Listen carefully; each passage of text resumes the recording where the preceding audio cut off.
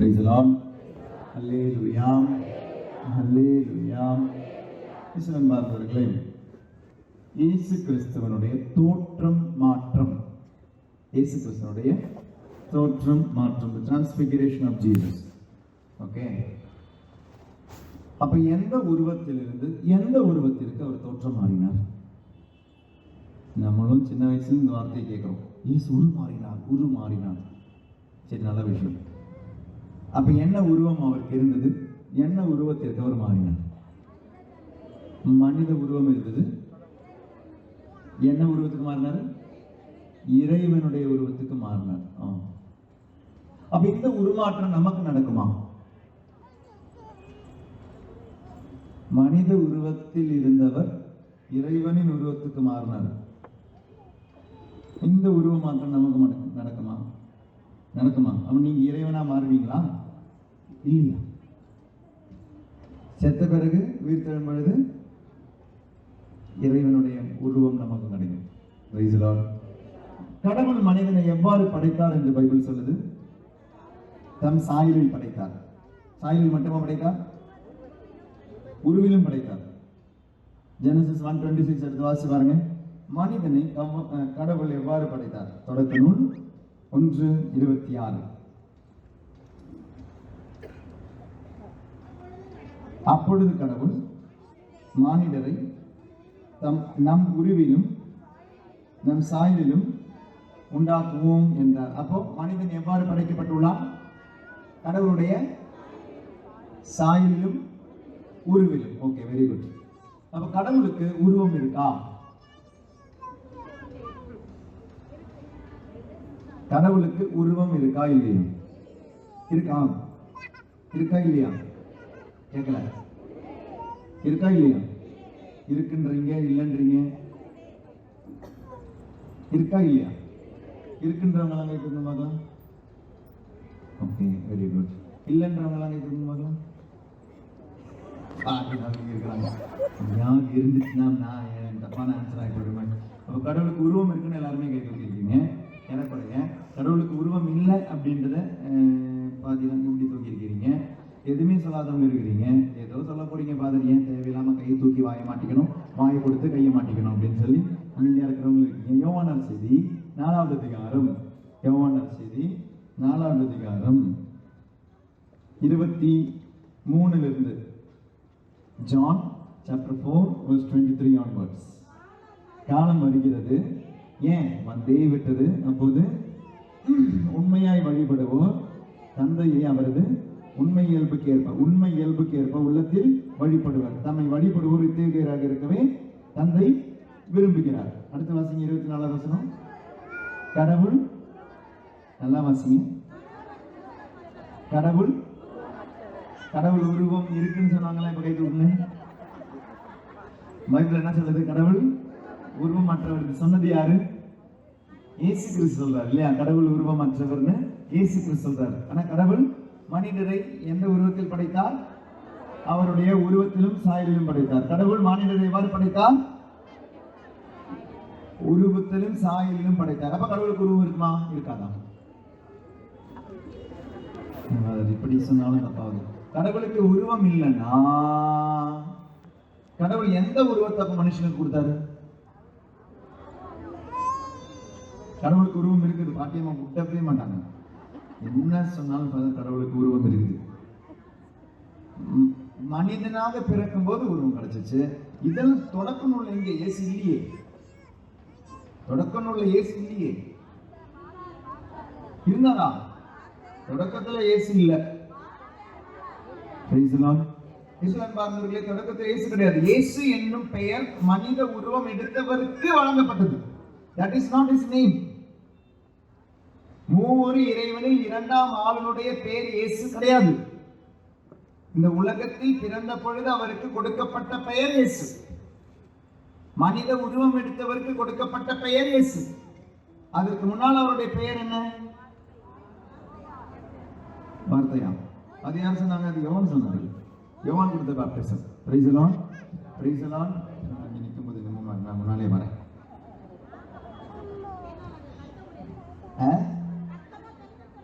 சனம் ஓ கத்தா சத்தமா கத்த சொல்ல முடியும். நண்பர்களே, கடவுளுக்கு அப்ப உருவம் இருக்கா இல்லையான்றது ஒரு பிரச்சனை தான். ஏன்னா கடவுள் மானிடரை தம் உருவிலும் சாயலிலும் உண்டாக்குவோம் என்றால் மானிடருக்கு, அதாவது மனிதருக்கு ஆண்டவருடைய உருவமும் சாயலும் உண்டு. ஆனா இயேசுவே சொல்றாரு கடவுள் உருவமற்றவர். இயேசுவே சொல்றாரு கடவுள் உருவம். யார்கிட்ட சொல்றாரு? சமாரியா பெண்கிட்ட சொல்றாரு கடவுள் உருவமற்றவர். So from the mouth of Jesus, கடவுளாக இருக்கும் ஒருவர், அதில் இரண்டாம் ஆளாக இருக்கிற ஒரு சொல்றார் கடவுளுக்கு உருவம் இல்லை. ஆனா பைபிளுடைய முதல் பகுதி சொல்லுது கடவுளுக்கு உருவம் இருக்குது. இனி திருச்சபை என்ன சொல்லுதுன்னு பாருங்களேன். திருச்சபை என்ன சொல்லுது? கடவுளுடைய 6 லட்சணங்கள் என்ன? The 6 characteristics of God. கடவுள் தாமாய் இருக்கிறார், தொடக்கம் முடிவும் இல்லாமல் இருக்கிறார், வார்த்தையாக இருக்கிறாரா? நீங்க எந்த திருச்சபை சார்ந்தவங்க? நீங்க எங்கும் ஞாபகத்தில் இருக்கிறார். Very good. எல்லாத்துக்கும் ஆதிகாரமாக இருக்கிறார். Very good. உருவம் இல்லாமல் இருக்கிறார். கடவுள் சரீரம் இல்லாமல் இருக்கிறார். Price the Lord. அப்ப திருச்சபை சொல்லுது கடவுள் சரீரம் இல்லாமல் இருக்கிறார், உருவம் இல்லாமல் இருக்கிறார். ஆனால் பைபிளுடைய தொடக்கம் சொல்லுது கடவுளுக்கு உருவம் உண்டு. கடவுளுக்கு உருவம் இருக்கிறதுனாலதான் கடவுள் மானிடரை நம் உருவிலும் சாயலிலும் உண்டாக்குவோம் என்றார். அப்ப இந்த பிரசங்கத்துல நம்ம இதுல கண்டுபிடிச்சிட்டு தான் இங்க இருந்து நம்ம கிளம்பி போகணும். அப்ப உருவம் இருக்கா இல்லையா கடவுளுக்கு? கடவுளுக்கு உருவம் இருந்தா அந்த உருவம் எனக்கு இருக்கு அப்படின்னா மானிடருடைய உருவம் என்ன நமக்கு புரியும். மானிடருடைய உருவம் ஏன்னா கடவுள்கிட்ட இருந்து வாங்கியிருக்கிறோம். So we should know what is the image of God and what we have received from God, because we bear the image of God. We bear the image and likeness of God. கடவுளுடைய உருவமும் சாயலும் தாங்கி உள்ளேன் என்றால் கடவுளுடைய உருவம் என்ன, கடவுளுடைய சாயல் என்ன? ரெண்டுமே 2 வார்த்தைகள் தான், 2 கான்செப்ட். அதனால தான் பைபிள் 2 வார்த்தை சொல்லுது. கடவுளுடைய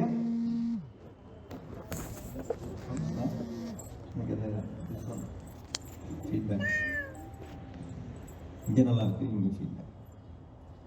கடவுள் மானிடரை தம் உருவிலும் சாயலிலும் படைத்தார். ஃபர்ஸ்ட் உருவத்தை முடிப்போம், சாயலுக்கு அப்புறம் வருவோம்.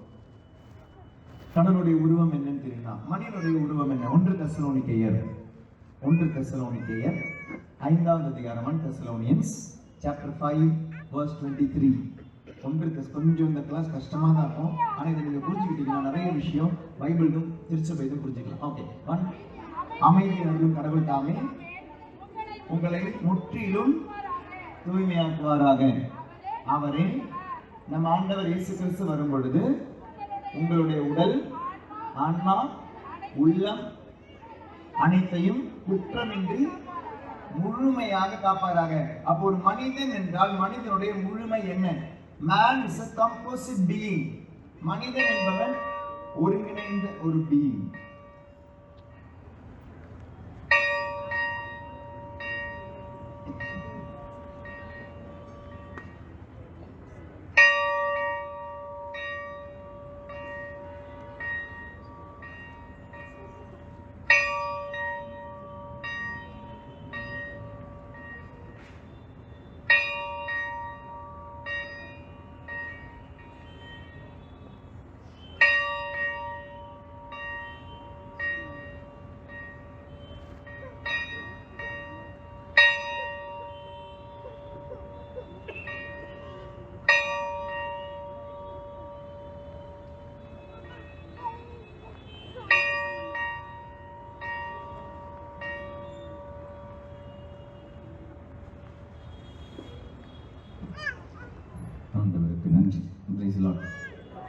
மனிதன் என்பவன் ஒரு ஒருங்கிணைந்த படைப்பு.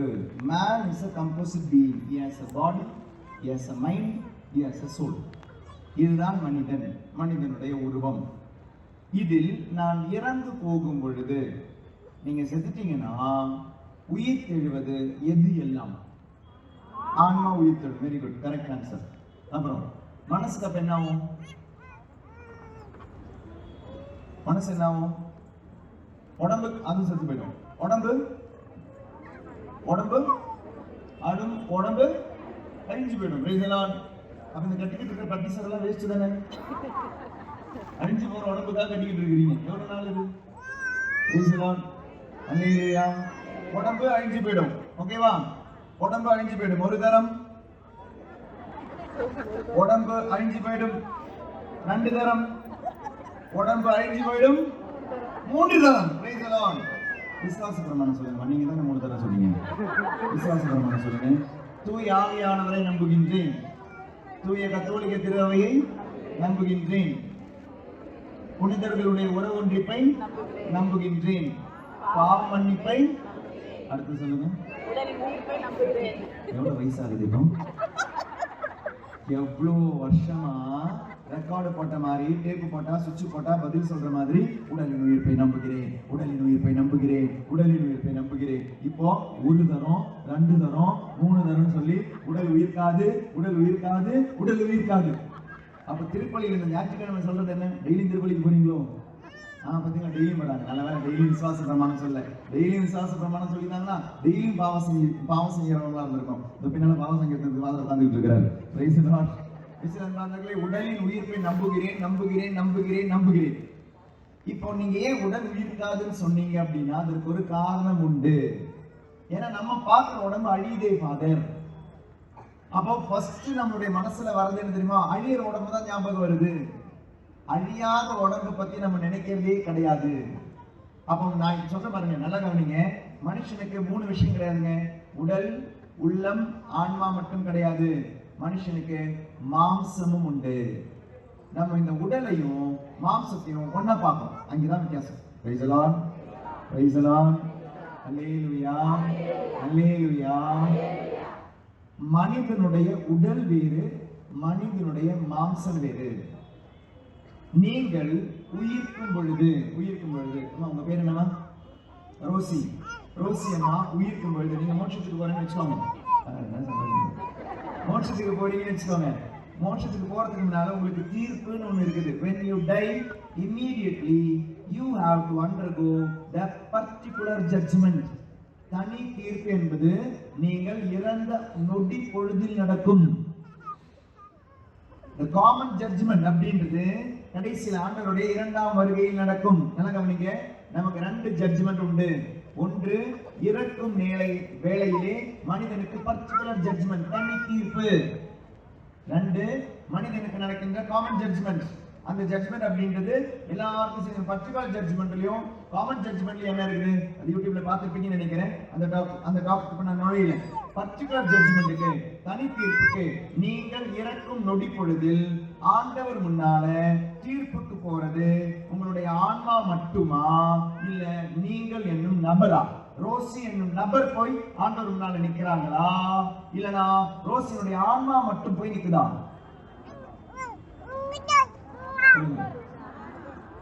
ஆன்மா மட்டும் தான் நிக்குதா? ஏங்க உடம்பு செஞ்ச பாவத்துக்கு, மனசு செஞ்ச பாவத்துக்கு ஏங்க ஆன்மா அடி வாங்கணும்? பெரியவன் செஞ்ச பாவத்துக்கு சின்ன அடி வாங்குற மாதிரி இருக்குல்ல? அக்கா செஞ்ச பாவத்துக்கு தங்கச்சி கிட்ட போட்டு கொடுத்துட்டு அக்கா போயிடுவாங்க. நியாயமா அது? ஆன்மா ஏதாவது பாவம் செய்தாங்க, செய்யறதெல்லாம் யாரு? உடம்பு. கண்ணால பாவம் வந்து, காதால பாவம் வந்து, நாக்கால வந்து, பேச்சால வந்து, மூச்சால வந்து, தொடுதலால வந்து, நீங்க செய்யறதெல்லாம் செய்வீங்க. ஆன்மா அதுக்கு தண்டனை அனுபவிக்கணுமா? Praise the Lord. Praise the Lord. A person goes in front of God for judgment. Person, நான் வேற வார்த்தையை யூஸ் பண்றேங்க. Person. Human body is different. Human person is different. ஆள் வேற, உடல் வேற. நீங்க செத்து போயிட்டீங்கன்னா ஹியூமன் பர்சன் மேல போயிடுது, ஆண்டவர்கிட்ட தீர்ப்புக்கு போகுது. பர்சன், உடல், உள்ளம், ஆன்மா. எந்த உடல்? அழியா உடல் உள்ள மனிதன், அழியா ஆன்மா உள்ள மனிதன், அழியா உள்ளம் உள்ள ஒரு மனிதன். that is human person. person. ஒரு நபருக்கு தான் தீர்ப்பு நடக்குது, ஆன்மாவுக்கு கிடையாது. ஒரு நபர், ஆளுக்கு தான் தீர்ப்பு நடக்குது. அதனாலதான் செத்து போனா உங்களுடைய பேர் என்ன? Hello dead body. பாத்தீங்களா, அங்க கவனிச்சாலும் என்ன கேள்விக்கு தான் வந்து போயிட்டாங்க. அவங்க வேலையை பார்த்துவாங்க. நீங்க இந்த வேலையை பாருங்க. நீங்க 4 மணிக்கு வந்து உட்காந்துட்டு அங்க பாத்துறாதீங்க, விட்டுறாதீங்க. செத்து போனா உங்களுக்கு பேர் என்ன? பாடி. அப்ப இங்க கிடக்கிறது, மிச்சம் கிடக்கிறது தெரியுமா? Human body. தீர்ப்புக்கு போனது யார் தெரியுமா? Human person. Praise the Lord. Praise the Lord. கொஞ்சம் ஆழமானதாங்க. ஆனா நம்ம புரிஞ்சுக்கணும். எவ்வளவு நாள் பால் குடிச்சிட்டு இருக்குது? சாதம் சாப்பிட வேண்டாம், நான் கேட்கல, பவுல் கேட்கிறாரு. இந்த பவுல் கேட்கிறாரு இல்லையா, எவ்வளவு நாள் தான் பால் குடிச்சுக்கிட்டே இருக்குது, நீங்க எல்லாம் இப்ப மெச்சூர் ஆயிட்டீங்க, இனி பைபிள் கத்துக்கணும், பைபிள் தெரிஞ்சுக்கணும், ஆழமான ஆழத்துக்கு போகணும். அது மட்டும் தான் வரும். ஹல்லேலூயா, பிரைஸ் தி லார்ட். சொன்னாலும் ஆமென் சொல்வாங்க. என்ன பாதை சொல்றானே தெரியாது. நான் ஏதோ ஒரு இடத்துல சொன்னேன், ஐயோ நீங்க நாசமாக போவீராக, ஆமென். என்ன பாதை சொன்னாலே தெரியல, எல்லாத்துக்கும் ஆமென் ஆமென் ஆமென். ஒவ்வொன்னா நான் சொல்லிட்டு இருந்தேன், நாசமாக போவீங்க ஆமென் அப்படின்னாங்க. அப்புறம் தான் யோசிச்சாங்க, ஐயோ தேவையில்லாம ரொம்ப விலை கொடுத்து வாங்கிட்டோம் எப்படி. Price the Lord. நல்ல கட்டி ஆகாரம் இல்லையா, பவுல் அப்படிதான் சொல்லுவாரு, பால் குடிச்சது மாதிரி இனி கட்டி ஆகாரம் அப்படின்வார். கட்டினமான சாப்பாடு வேணும். மலேசியா பற்றி நேற்று தான் வந்தோம். அங்கே வந்து தெரியல, நீங்க போனவங்க இருப்பீங்களோன்னு தெரியல, அங்கே தமிழ்நாட்டில் இருந்தாலும் தமிழ் மக்களாக இருந்தாலும் அவங்களுடைய சாதம் வேகவே வேகாது. மலேசியாவுடைய சாதம் ரொம்ப கஷ்டம். சாதம் தான், பட் அது வேகவே வேகாது. போன வாட்டி வந்து ரொம்ப கஷ்டப்பட்டோம். இந்த வாட்டி அதனால என்ன தெரிஞ்ச மாட்டேன், நான் இங்கிருந்து கொஞ்சம் அரிசி எடுத்துட்டு போயிட்டேன். நான் அரிசி, இந்த கட் ரைஸ் அரிசியை பொடிச்சு எடுத்துட்டு போயிட்டு கஞ்சி வச்சு குடிச்சு விட்டுருந்தேன் கேட்டுனால. குழம்புமா ஏன்னா தியானம் கொடுக்க போனோமா, குழம்பும் சாதமும் சாப்பிட போகல. நான் குழம்பு வைக்கலான்னு கேட்கிறாங்க. தாயினுடைய கவலை, அந்த ஒரு தாய்க்கு பையன் சாப்பிடலையே அப்படின்னு இருக்கிற மாதிரி தான். அதனால இந்த பால் குடிக்கிறது நிறுத்தணும். இன்னைக்கு நம்ம இன்னைக்கு கொஞ்சம் நல்லா கட்டி சாதம், நாளைக்கு கொஞ்சம் பிரியாணி, அடுத்த நாள் பெரிய பிரியாணி சாப்பிடணும், மெகா சாப்பாடு சாப்பிடணும். அதனால நல்லா கவனமா கேளுங்க. You should go along with me. இது கொஞ்சம் கஷ்டம்தான், ஆனா இது புரிஞ்சிச்சுன்னா நிறைய ஆழங்கள் புரியும். அதனால நல்லா கவனிங்க. தீர்ப்புக்கு போறது மனிதன். அதனாலதான் இப்போ ஒரு மனுஷனுக்கு 2 கை இருந்தாலும் அவனை மனுஷன்னு கூப்பிடுவீங்க. 2 கையில ஒரு கை இல்லைனாலும் அவனை என்ன கூப்பிடுவீங்க, மனுஷன் தான் கூப்பிடுவீங்க. அப்போ பாடியில பிரச்சனை இருந்தாலும் பர்சனை நம்ம பர்சனா தான் பார்க்கணும். 2 கால் இருக்கு, 2 கால் இருந்தாலும் அவனை மனுஷன் தான் கூப்பிடுறோம். 2 கால் ஒரு கால் போனாலும் நம்ம அவனை என்ன கூப்பிடுறோம், மனுஷன். அப்ப மனுஷனை மனுஷனாக்குறது கையோ காலோ உடலோ அல்ல. அதனால யாராவது தப்பு பண்ணும்போது உடனே கேட்கணும், நீ எல்லாம் ஒரு மனுஷனா கேட்கறது உன்னுடைய சரீரத்தை பார்த்து அல்ல. It is about the person, personality, not about the body. கருப்பா இருந்தாலும் மனுஷன் தான், வெள்ளையா இருந்தாலும் மனுஷன் தான், இந்துவா இருந்தாலும் மனுஷன் தான், முஸ்லீமா இருந்தாலும் மனுஷன் தான், கிறிஸ்டியனா இருந்தாலும் மனுஷன் தான், கீழ் ஜாதியா இருந்தாலும் மனுஷன் தான், மேல் ஜாதியா இருந்தாலும் மனுஷன் தான். ஆண்டவர் எல்லாரும் ஆண்டவர் மனுஷன் தான் படைச்சாரு. ஜாதியில படைக்கல, கருப்பு வெள்ளைன்னு படைக்கல, உயிரும் குட்டை என்னெல்லாம் படைக்கல. அந்த வித்தியாசமே கிடையாது. Those are all diversities, but we are making division out of it. மொழியை வச்சு பிரச்சனை பண்றோம். இதெல்லாம் அரசியல்வாதிகள் பண்றது.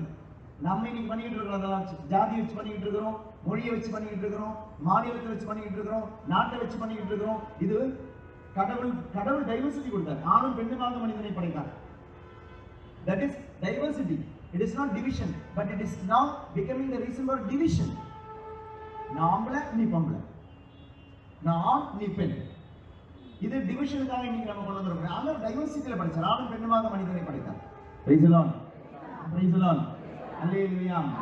அது person. அப்ப சரீரத்தில் குறை இருந்தாலும் he or she is a human person.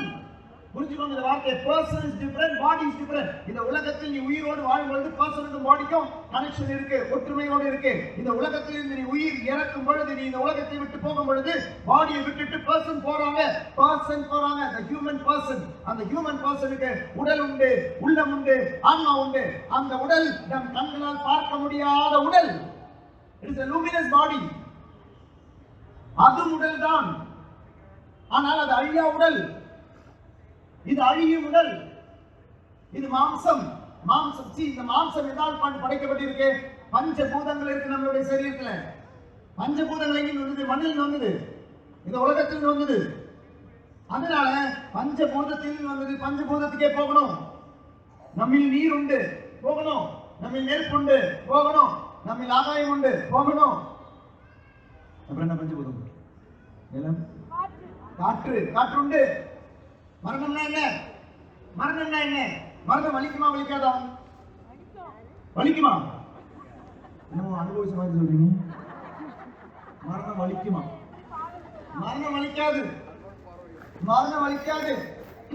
மரணத்துடைய process வேணும்னா வலிக்கலாம். சில சொல்லி கேட்டிருப்பீங்கல்ல, தூக்கத்திலே போட்டாருமா. மரணம்னா என்ன தெரியுமா? எக்ஸசைஸ் பண்ணலாமா? எக்ஸேல். Inhale, exhale. மூச்சை உள்ள விடு, மூச்சை வெளியே விடு. வெளியே விட்ட மூச்சை உள்ள இழுக்க முடியலன்னா மூச்சு போச்சு, காத்து போச்சு. இதாங்க மரணம். எவ்வளவு சிம்பிள் மரணம். இதுதான் மரணம். மரணம் என்பது வெளியே விட்ட மூச்சை உள்ள எடுக்க முடியலனா மரணம். அது ஆக்சிடென்ட்ல மரிக்கலாம், கேன்சர்ல மரிக்கலாம், பல நோய்களில் மரிக்கலாம். So the process of death may be painful, but death in itself is not painful. மாம்சம், இந்த மாம்சம் இங்கிருந்து வந்தது, அந்த மாம்சம் அழிந்து போக வேண்டும். ஏனெனில் அது அழியும் உலகத்தில் வந்தது.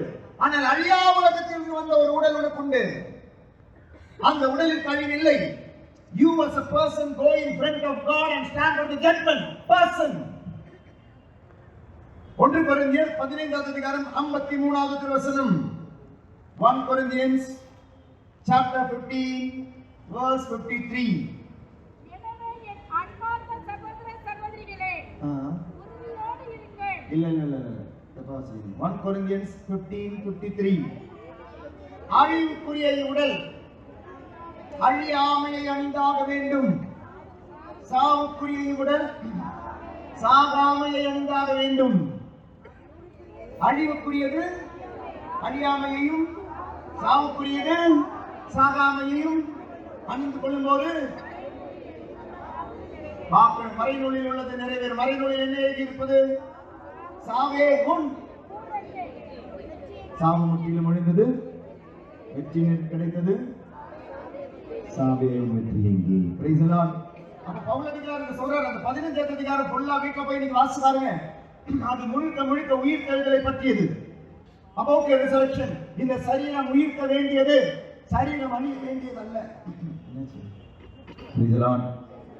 Praise the Lord. Hallelujah. Hallelujah. Praise the Lord.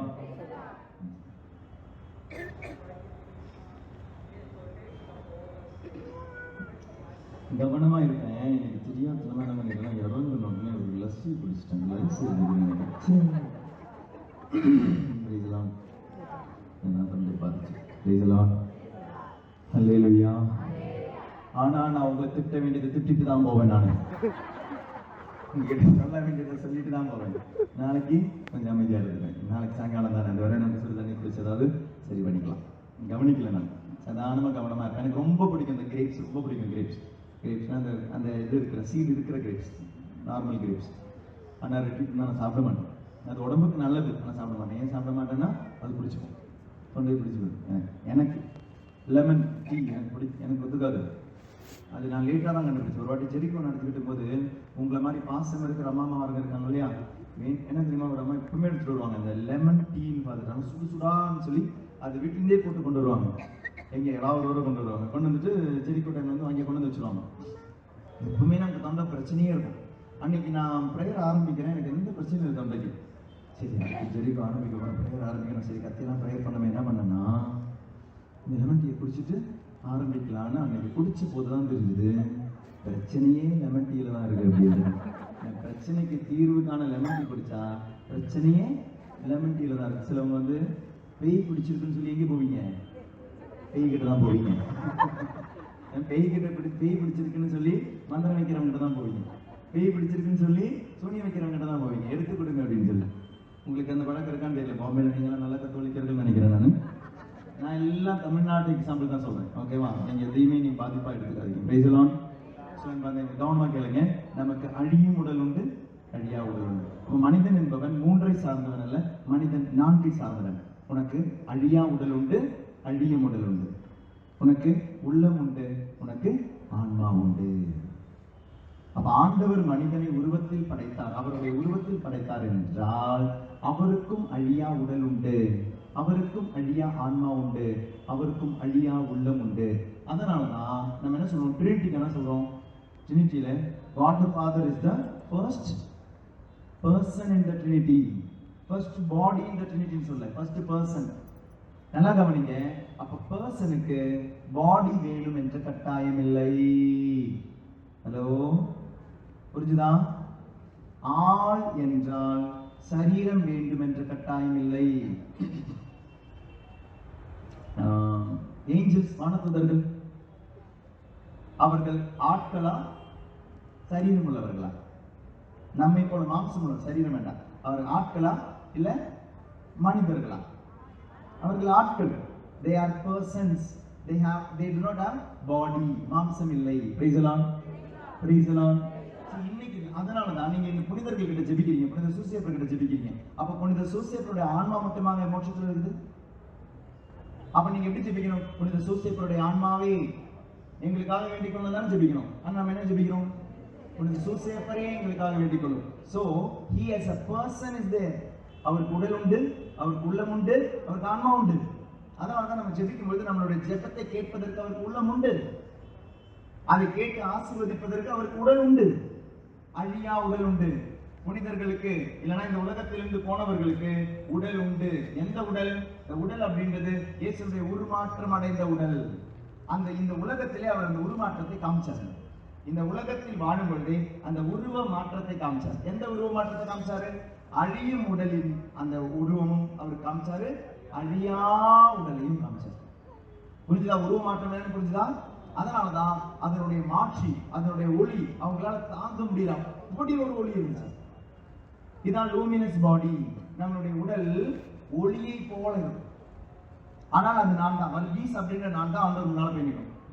அவன் தீர்ப்பு நாளில் அன்று ஆண்டவர் முன்னால போய் நிற்க போறது வர்கீஸ்னா, அது மோட்சத்துக்கு போனாலும் நரகத்துக்கு போனாலும் ஆண்டவருடைய உருவத்தை பெற்ற நான் தான் மோட்சத்திற்கும் போகிறேன், நரகத்துக்கும் போகிறேன். அப்ப அங்கு உள்ளவர்கள் ஆன்மாக்கள் மட்டுமல்ல, அங்குள்ளவர்கள் ஆட்கள்.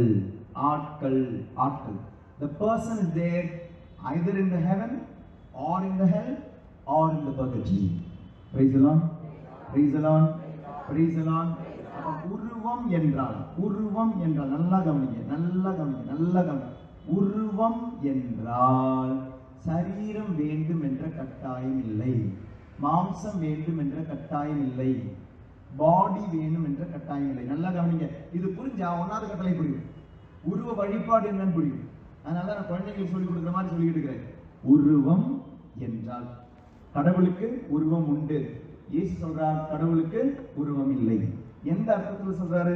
கடவுளுக்கு உருவம் உண்டு அப்படின்றது அழியா உருவம் உண்டு. அந்த அழியா உருவத்தில் மனிதனை படைத்தார். மனிதனுக்கு அழியும் உருவம் உண்டு, அந்த உருவம் கடவுளுக்கு இல்லை. கடவுள் உருவமற்றவர். எப்படிப்பட்ட உருவம் கடவுளுக்கு இல்லை? நம் கண்ணால் பார்க்கும் உருவம் கடவுளுக்கு, நம் கையால் தொடும் உருவம் கடவுளுக்கு இல்லை. அப்ப கடவுள் உருவமற்றவர் என்பதும் சரிதான், கடவுளுக்கு உருவம் உண்டு என்பதும் சரிதான். உருவம் என்றால் அதற்கு கல்லால், மண்ணால், மாம்சத்தால் இல்லைன்னா ஏதாவது ஒரு மெட்டீரியல்ல இருக்கிற உருவம் வேண்டும் என்ற கட்டாயம் இல்லை. இமேஜ் அப்படின்னா நல்லா கவனிங்க, நல்லா இமேஜ் அப்படின்னா கல்லால், மண்ணால், இரும்பால் இருக்கும் ஒரு உருவம் என்பது கட்டாயம் இல்லை. Praise the Lord. Praise the Lord. இப்ப கடவுள் நமக்கு தந்த உருவம் என்னன்னு புரிஞ்சுதா? கடவுள் நமக்கு தந்த உருவம், அவருடைய உருவம் என்பது அழியா உடலை தந்திருக்கிறார், அழியா உள்ளத்தை தந்திருக்கிறார், அழியா ஆன்மாவை தந்திருக்கிறார், அதோடு அழியும் உடலையும் தந்து இந்த உலகத்தில் கொஞ்ச நாள் போய் வாழ்ந்துட்டு வான்னு அனுப்பிச்சிருக்கு. இது அதனால இந்த உடல் என்பது தீமையான உடல் அல்ல. இந்த உடல் நல்லதுதாங்க. Your body is beautiful. Your body is a gift of God. சரீரம் என்பது தீமை அல்ல. சரீரம் என்பது தீமை அல்ல. ஆண்டவர் தந்திருக்கிறார். உலகம் என்பது தீமை அல்ல. இது ஆண்டவர் தான் தந்திருக்கிறார். படைப்பு அனைத்துமே நன்மைக்காக படைக்கப்பட்டது. அதனால தான் படைச்ச போது ஆண்டவர் எல்லாத்தையும் என்ன சொன்னாரு? இது நல்லது என்று கண்டார், நல்லது என்று கண்டார், நல்லது என்று கண்டார். ஆனால் எப்பொழுது அந்த நன்மையில் தீமை வந்தது? என்னுடைய சுயநலம் வந்த பொழுதுதான், என்னுடைய ஃப்ரீவில் வந்த பொழுதுதான் அதில் தீமை வந்தது. அப்ப கடவுளுக்கு உருவம் இல்லை என்பதும் உண்மைதான், கடவுளுக்கு உருவம் உண்டு என்பதும் உண்மைதான். நீங்கள் அழியும் உடல் கடவுளுக்கு இருக்கான்னு கேட்டா இல்ல, அழியா உடல் கடவுளுக்கு இருக்கான்னா இருக்கு. அதனாலதான் first person, second person, third person. மூவர் இறைவன், முதல் ஆள், இரண்டாம் ஆள், மூன்றாம் ஆள். அவருக்கு நாம் என்னும் போல உருவம் இல்லை. உருவம் அப்படின்னா அதற்கு கல்லால், மண்ணால் பொருட்களால் உருவம் வேண்டிய கட்டாயம் இல்லை. அப்ப கத்தோலிக்க திருச்சபையில உருவ வழிபாடு இருக்கு அப்படின்னு சொல்லி சில நம்மளுடைய பிரிவினை சகோதரர்கள் சொல்லும் பொழுது, உருவ வழிபாடு உண்டா இல்லையா? சிலை வழிபாடு உண்டா இல்லையா? இருக்கா இல்லையா? எல்லாரும் சொல்ல மாட்டீங்க, எல்லாம் கேத்தலிக்ஸ் இல்லைங்க பார்த்துட்டு இருக்கிறதெல்லாம். உருவ வழிபாடு இருக்கா இல்லையா? இல்லை. ஒரு தரம் குரு வழிபாடு இல்லை. 2 தரம் குரு வழிபாடு இல்லை. 3 தரம். கத்தோலிக்க திருச்சபையில் உருவ வழிபாடு கிடையாதுங்க. அது முற்றிலும் உண்மை. உருவ வழிபாடு என்பது, சிலை வழிபாடு என்பதற்கு கல்லால், மண்ணால், பொன்னால், இரும்பால் உருவம் வேண்டிய கட்டாயம் இல்லை. கடவுள் சொன்ன உருவ வழிபாடு என்பது கல்லால், மண்ணால் உள்ளது மட்டுமல்ல. கடவுளுக்கு பதிலா நீ எதையாவது எவரையாவது கடவுள் இருக்க வேண்டிய இடத்துல நீ உருவகம் செய்து வைக்கிற பாரு, ஒரு இமேஜ் செஞ்சு வைக்கிற பாரு, இதுதான் உருவ வழிபாடு. கோபத்திற்கு உருவம் உண்டா? உண்டா? இல்ல. கோபத்திற்கு உருவம் இல்ல. அப்ப எப்படிங்க இவங்க கோபக்காரன்னு தெரியுது உங்களுக்கு? ஒருத்தர் கோபப்படும் போது அது எப்படி உங்களுக்கு கோபம்னு தெரியுது? அப்போ கேட்கல, அருமையா பேசும்போது கடுமையா. அப்ப கோபம் என்னன்னு உங்களுக்கு தெரியுதா? அன்பா பேசும்போது அது அன்புன்னு தெரியுதா? அப்ப கோபத்துக்கு உருவம் இருக்கா? கல்லால், மண்ணா, நீங்க உங்களுக்கு அப்ப உருவம் என்னன்னு புரியல. Praise the Lord, praise the Lord, praise the Lord. உருவத்திற்கு கல்லு வேணும் என்று கட்டாயம் இல்லை, ஆனால் அது உருவம் தான். உருவம் மண்ணு வேண்டும் என்று கட்டாயம் இல்லை, ஆனால் அது உருவம் தான். கடவுளுக்கு உருவம் உண்டு. எப்படிப்பட்ட உருவம் உண்டு? கல்லால் உள்ள உருவம் இல்லை, மண்ணால் உள்ள உருவம் இல்லை, மாம்சத்தால் உள்ள உருவம் இல்லை, ஆனால் கடவுளுக்கு உருவம் உண்டு. நல்லா கவனிங்க, நல்லா கவனிங்க. இல்லைன்னா கத்தோலிக்க திருச்சபை பைபிள் உங்களுக்கு புரியாது. உருவம் உண்டு, கடவுளுக்கு உருவம் உண்டு. நீ நினைக்கும் உருவம் போல அல்ல. இன்று பிரிவினை சகோதரர்கள் சொல்லி நம்மை கொச்சைப்படுத்தும் பொழுது, குறை கூறும்பொழுது, நீங்க உருவ வழிபாடு நடத்துறீங்கன்னு சொல்லும்போது எப்படிப்பட்ட உருவம்? மண்ணால், கல்லால் உள்ள உருவம். அது மட்டும் உருவம் கிடையாது. மண்ணால், கல்லால் நீ ஒன்றை உருவாக்கி வைப்பதால் அது உருவ வழிபாடு கிடையாது. எப்பொழுது நீ அந்த உருவத்தை நீ கடவுளாக காண்கின்றாயோ அப்பதான் அது உருவ வழிபாடு. If you are representing it, அதை நீ ஒரு நினைவு சின்னமாக வைத்தால் அது உருவ வழிபாடு கிடையாது. அது உருவ வழிபாடு அப்படின்னா, இந்த கல்லால், மண்ணால் எல்லாம் உருவ வழிபாடு அப்படின்னா, இன்னொரு விஷயம் சொல்றேன். சப்போஸ் நம்மளுடைய பிரிவினை சகோதரர்கள் வீட்டில் யாரும் செத்து போயிட்டாங்கன்னு வச்சுக்கோங்க, இறந்து போயிட்டாங்க. ப்ரொடெஸ்டன்ட்ஸ் வீட்டில், பெந்தகோஸ்தல் ஒரு பிரதர் வீட்டில் அவங்களுடைய வைஃப் இறந்துட்டாங்க. நல்லா கவனிங்க, வைஃப் இறந்துட்டாங்க. இப்ப ஹியூமன் பர்சன் இருக்குதா? ஹியூமன் பாடி இருக்குதா? பாடி தான். பர்சன் போச்சு. அப்ப இது உருவம் தானே? அப்ப அதுக்கு நல்ல அதுக்கு நல்ல புதையல கொடுக்கணுமா? இது உருவம் தான் சொல்லி குப்பத்தொழில தூக்கி போடுவாங்களா? போட மாட்டாங்கல்ல. அது உருவம் தானே. அப்ப அதுக்கு நீ மரியாதை செஞ்சா அது உருவ வழிபாடு தானே? புரியுதா? இப்ப உங்களுக்கு பிரச்சனை புரியுதா? உயிர் இல்லை அப்படின்னா அது உருவம்னா, செத்தவங்களுக்கு நீ அந்த சடங்கை செய்யக்கூடாது. செத்தவங்களுக்கு நீ சடங்கை செஞ்சா அது உருவ வழிபாடு. ஏன்னா பர்சன் போயாச்சு, இனி அந்த உடல் நினைவு சின்னம் தான்.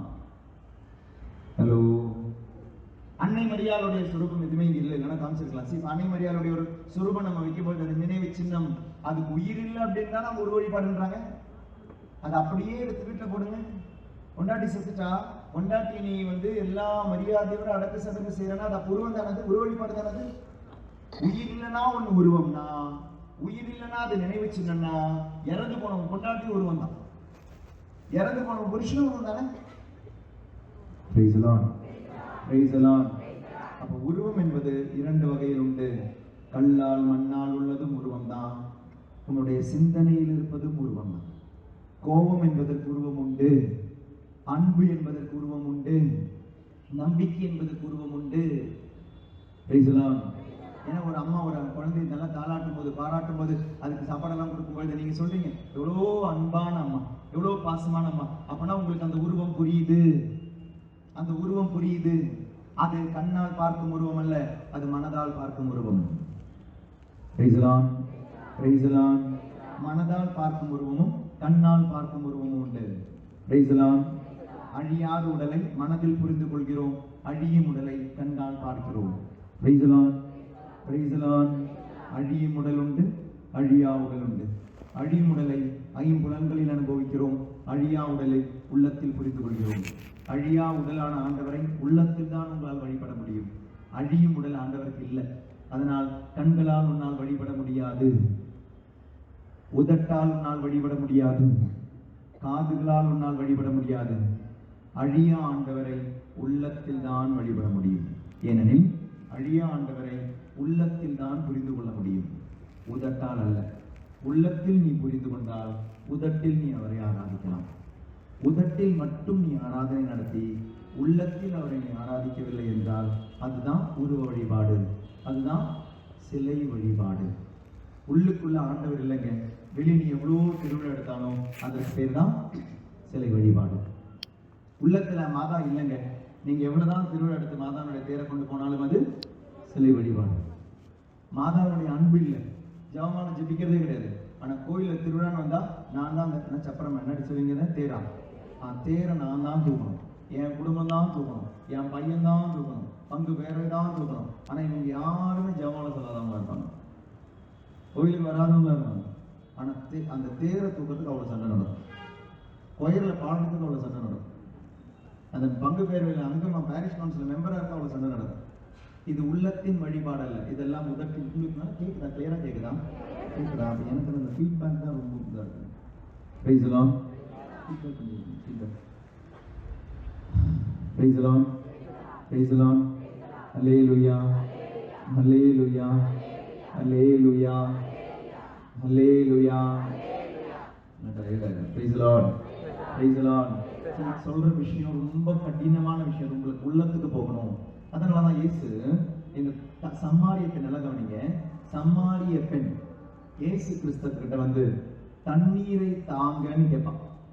இந்த தண்ணீரை நான் என்னைக்குமே எனக்கு வேணும், நான் இப்ப இவ்வளவு தூரம் வந்து குடத்துல வந்து தண்ணி மொள்ள வேண்டிய அவசியம் இல்லையே அப்படின்னு சமாரிய பெண் இயேசு கிட்ட சொல்லிக்கிட்டு இருக்கும் பொழுது இயேசு அவகிட்ட என்ன சொல்லுவாரு? உனக்கு இந்த தண்ணி வேணும்னா நீ என்ன செய்யணும்?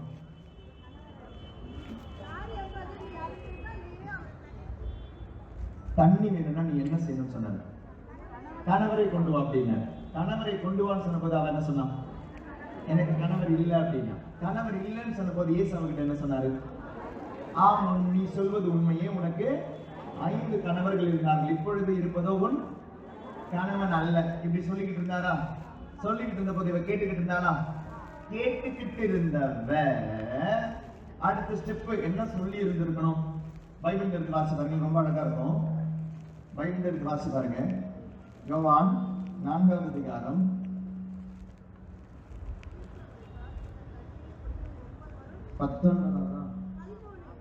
19வது வசனம்.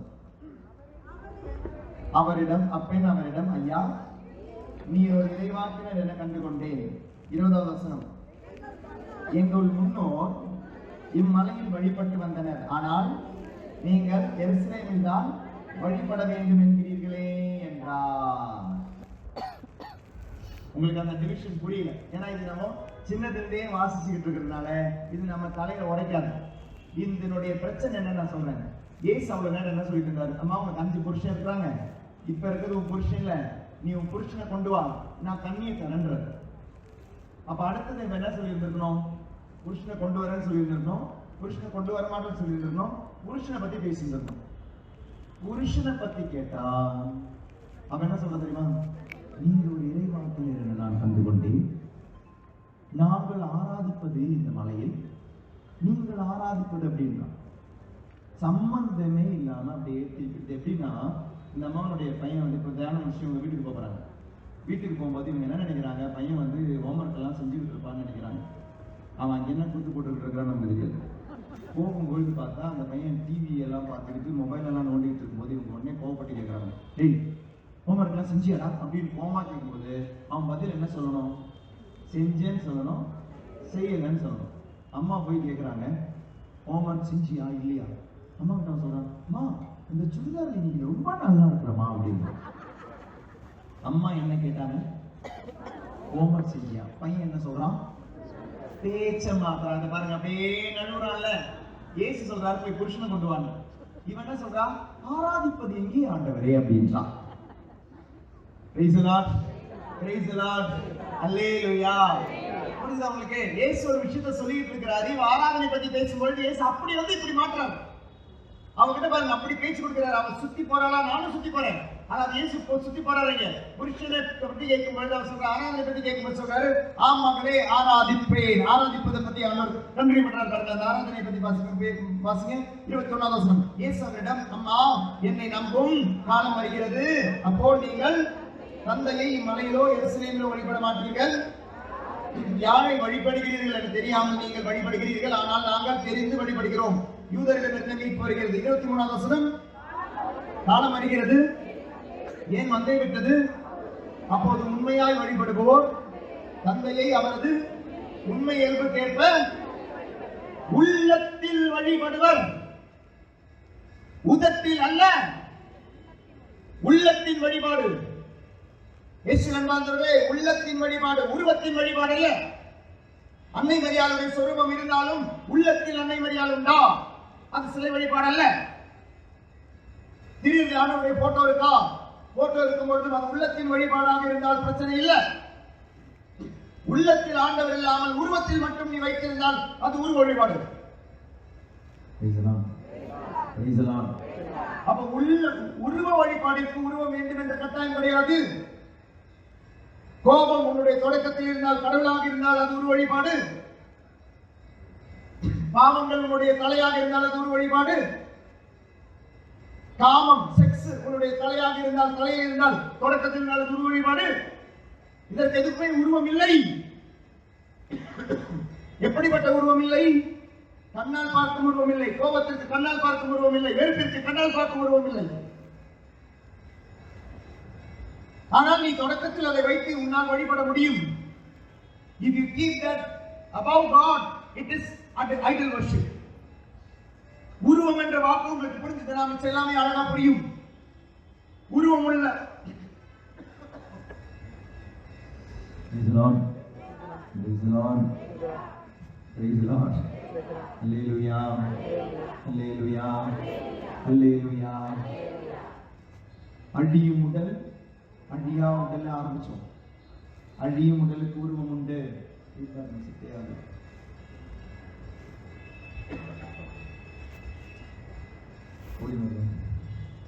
அழியும் உடல், அழியா உடல். அழியும் உடலுக்கு உருவம் உண்டு, அழியா உடலுக்கும் உருவம் உண்டு. அழியும் உடல் ஐம்புலன்களால் பார்க்கும் உருவம், அழியா உடல் ஐம்புலன்களுக்கு அப்பாற்பட்ட உருவம். அந்த உடல் உயிர்க்கும், அழியும் உடல் மாம்சம் உயிர்க்காது. அழியும் உடலுக்கும் உருவம் உண்டு, அழியா உடலுக்கும் உருவம் உண்டு.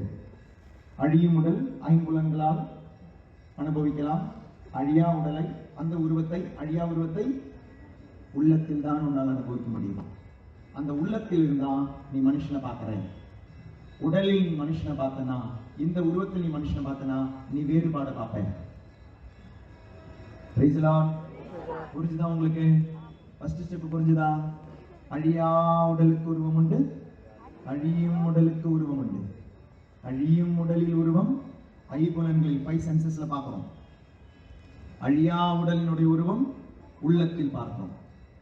அழியும் உடலை 5 சென்சஸ்ல பார்க்கிற உடம்பு தான் நீ முக்கியத்துவம் கொடுக்கிற அப்படின்னா நீ ரொம்ப வேறுபாடு பார்க்கிறவனா இருக்க.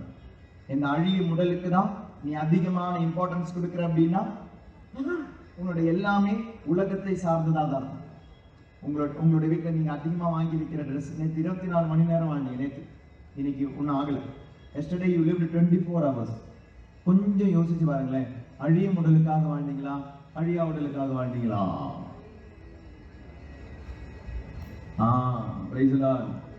அழியா உடலுக்காக வாழ்ந்தீங்களா, அழியும் உடலுக்காக வாழ்ந்தீங்களா? அழியும் உடலுக்காக தான் வாழ்ந்தோம். சப்போஸ் நீங்க நேற்று செத்து போயிருந்தீங்கன்னா, பிரைஸ் தி லார்ட், வந்ததிலிருந்தே நீங்க சாவை பத்தி பேசுறீங்க. நம்ம நாளைக்கு தியானத்தையே வர மாட்டோம். ஏங்க எப்ப பார்த்தாலும் வாழ்க்கையை பத்தி யோசிக்க முடியாதுங்க, என்னைக்காவது சாவை பத்தி யோசிக்கணும். அதனாலதான் price the Lord, praise the Lord, praise the Lord. உனக்கு ஒரு அழியா உடல் உண்டு. என்னைக்கு அதை டேக் கேர் பண்ண போறேன்?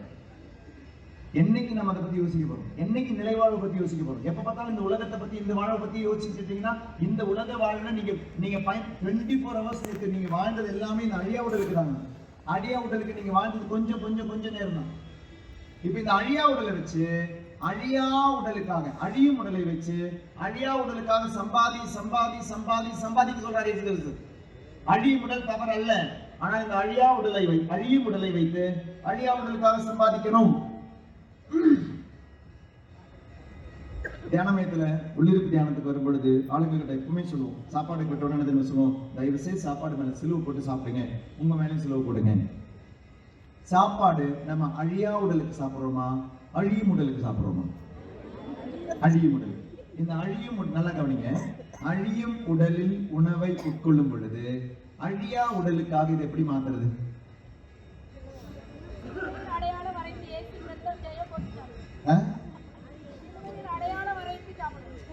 சிலுவையில அடையாளம் போட்டு சாப்பிடுறோம். அப்ப என்ன சொல்றோம்? ஆண்டவரே, இந்த உணவை தந்த உமக்கு நன்றி. அழியும் உடலில் உணவை சாப்பிடும் பொழுது அந்த அழியும் உடலில் உணவு அழியா உடலுக்கு எப்படி காரணமாகுது? நன்றி சொல்லி சாப்பிடுறோம். அப்போ உன்னுடைய அழியும் உடலை வைத்து நீ ஆண்டவரை மாட்சிப்படுத்தும் பொழுது அழியா உடலுக்கு நீ சம்பாதிக்கிற. நீ அழியும் உடலில் ஆண்டவரை மாட்சிப்படுத்தாது இருக்கும் பொழுதும் அழியா உடலுக்காக தான் சம்பாதிக்கிற. அழியும் உடலில் ஆண்டவரை மாட்சிப்படுத்தும் பொழுது அழியா உடல் மோட்சத்துக்கு போகும். அழியும் உடலில் ஆண்டவரை மாட்சிப்படுத்தவில்லை என்றால் அழியா உடல் நரகத்துக்கு போகும். 2 இடத்துக்கும் போறது அழியா உடல் தான். 2 இடத்துலையும் வாழ்றது ஹியூமன் பர்சன் தான், ஆன்மா அல்ல. மோட்சமா இருந்தாலும் நரகமா இருந்தாலும் இருப்பது ஹியூமன் பர்சன். உன்னுடைய உடல் இருக்கு, உன்னுடைய உள்ளம் இருக்கு, உன்னுடைய ஆன்மா இருக்கு. நேற்று 24 மணி நேரம் வாழ்ந்துட்டோம், இன்னைக்கு ஏறக்குறை 18-19 மணி நேரம் வாழ்ந்திருக்கிறோம். அழியும் உடலுக்காக வாழ்ந்தோமா, அழியா உடலுக்காக வாழ்ந்தோமா? Praise the Lord. Praise the Lord. உங்களுக்கு அந்த சீரியஸ்னஸ் புரிஞ்சுதா?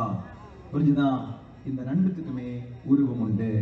ஐம்புலன்கள் காணும் உருவம் உண்டு, ஐம்புலன்கள் காணாத உருவம் உண்டு. இந்த 2வது ஸ்டெப் புரியுதா? அழியும் உடல், அழியா உடல். அழியும் உடலும் அழியா உடலும். அழியும் உடலை வைத்து அழியா உடலுக்கு சம்பாதிக்கிறோம். நன்மை செய்தால் இந்த அழியும் உடலை வைத்து மோட்சத்திற்கு சம்பாதிக்கிறீங்க. அழியும் உடலை வைத்து தீமை சம்பாதித்தால் நரகத்துக்கு சம்பாதிக்கிறீங்க. Praise the Lord. Praise the Lord. Praise the Lord. இந்த 2 உடல் இருக்கிற மாதிரியே 2 சாவு இருக்குது. Praise the Lord. 2 உடல் இருந்தால் 2 சாவு உண்டு. முதல் சாவு எந்த சாவு? அழியும் உடலின் சாவு. அந்த சாவு உங்களால தடுக்க முடியுமா? முடியாது. சாகணும்னா நம்ம என்ன செய்யணும்? அதுக்கு செய்யணுமா? சாகணும்னா என்ன செய்யணும்? ரத்தம் சிந்தனமா? நன்மை செய்யணுமா? நன்மை செஞ்சா செத்துருவோமா? பாத்தீங்களா? 80 வயசுல வாழ்ந்துருக்கிறாங்க. அப்ப இவங்க ஏன் வாழ்ந்தான்னு புரியுது. இவ்வளவு நாள் நல்ல செஞ்சா சீக்கிரம் செத்து போயிடுவோம். ரொம்ப நாள் வாழ்ந்துருக்கிறாங்க. சொல்லுங்க, சாகணும்னா என்ன செய்யணும்? Praise the Lord. ஏதோ டாப் பார்த்துருக்கிறாங்க. Praise the Lord. Praise the Lord. சாகணும்னா பிறக்கணும். பிறந்தா செத்துடுவோம். பிறந்துட்டீங்களா? செத்துடுவீங்க. அப்போ இந்த முதல் மரணம் உங்களால் தடுக்க முடியாது. If you are born with human flesh, you all have to die. விருப்பப்பட்டாலும் விருப்பப்படவில்லை என்றாலும் இந்த முதல் சாவு கண்டிப்பா நடக்கும். இனி இந்த 2ஆம் சாவு, அதை தடுக்க முடியுமா? அதையும் முடியாதா? முடியுமா? முடியாதா? அப்ப இந்த 2ஆம் சாவு என்னன்னு புரிஞ்சுப்போம். ஆண்டவராகிய கடவுள் ஏவாளை பார்த்தும் ஆதாமை பார்த்தும் சொன்னாரு, அந்த தோட்டத்தில் இருக்கும் மரத்தில் இருந்து கனியை உண்ணாதே, உண்ணும் நாளில் நீ எழுது வாசிங்க. Genesis 2:16 and 17. ஆண்டவராகிய கடவுள் மனிதனிடம் தோட்டத்தில் இருக்கும் எந்த மரத்தில் இருந்தும் உன் விருப்பம் போல நீ உண்ணலாம், ஆனால் நன்மை தீமை அறிவதற்கு ஏதுவான மரத்திலிருந்து மட்டும் உண்ணாதே, உண்ணும் நாளில் சாகவே சாவாய். 3வது அதிகாரம் 4வது வசனம் எடுத்து வாசிங்க.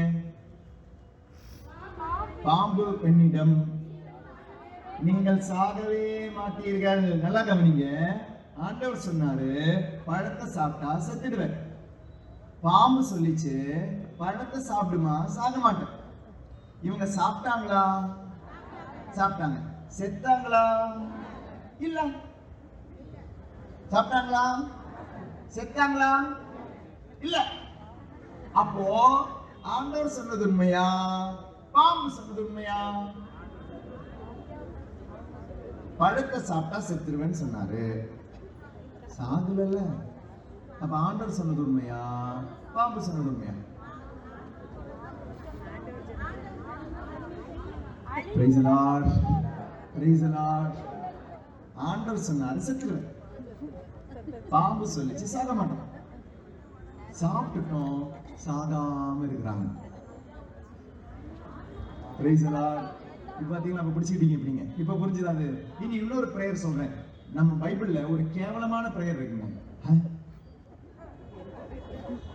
பைபிள்ல ஒரு கேவலமான பிரேயர், அதுவும் ஜெபிச்சது யார் தெரியுமா? அந்த பிரேயர் பண்ணதே யார் தெரியுமா? இயேசு கிறிஸ்துங்க. Praise the Lord. ஒரு கோழத்தனமா ஒரு பிரேயர் பண்ணி வச்சிருக்கிறாருங்க. Praise the Lord. என்ன பாரு இப்படி திட்டுறீங்க நீங்க? நீங்க வேணா பைபிள் எடுத்து பாருங்களேன். மார்க் நற்செய்தி 14வது அதிகாரம், மார்க் 14வது அதிகாரம் எடுத்துட்டீங்களா? கெத்செமனே தோட்டத்தை எடுத்தீங்களா? 33வது வசனத்திலிருந்து வாசிங்க. பேதுரு, மார்க் 14:33 onwards. பேதுரு யாக்கோபு யோவான் ஆகியோரை தம்முடன் கூட்டிச் சென்றார். அப்போது அவர்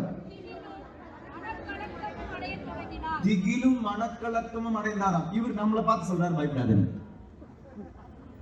ஹலோ,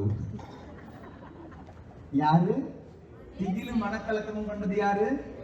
இயேசு. இவர் நம்மளை பார்த்து சொல்றாராம் பயப்படாதுன்னு. இப்படி எல்லாமா ஃபாதர் பைபிளை வாசிப்பீங்க? Praise the Lord. சீடு நல்லாமல் வாசிச்சாலும் இப்படி எல்லாம் புரியும். நான் உங்களுக்கு 6 காலத்துக்கு சொன்னேன் இல்லையா? பைபிள் புரியணும், நீங்க என்னவா மாறணும்? சீடரா மாறணும். சீடர் அல்லாம வாசி அப்படி எல்லாம் புரியும். Praise the Lord. இல்ல நீங்க யோசிச்சு பாருங்களேன்.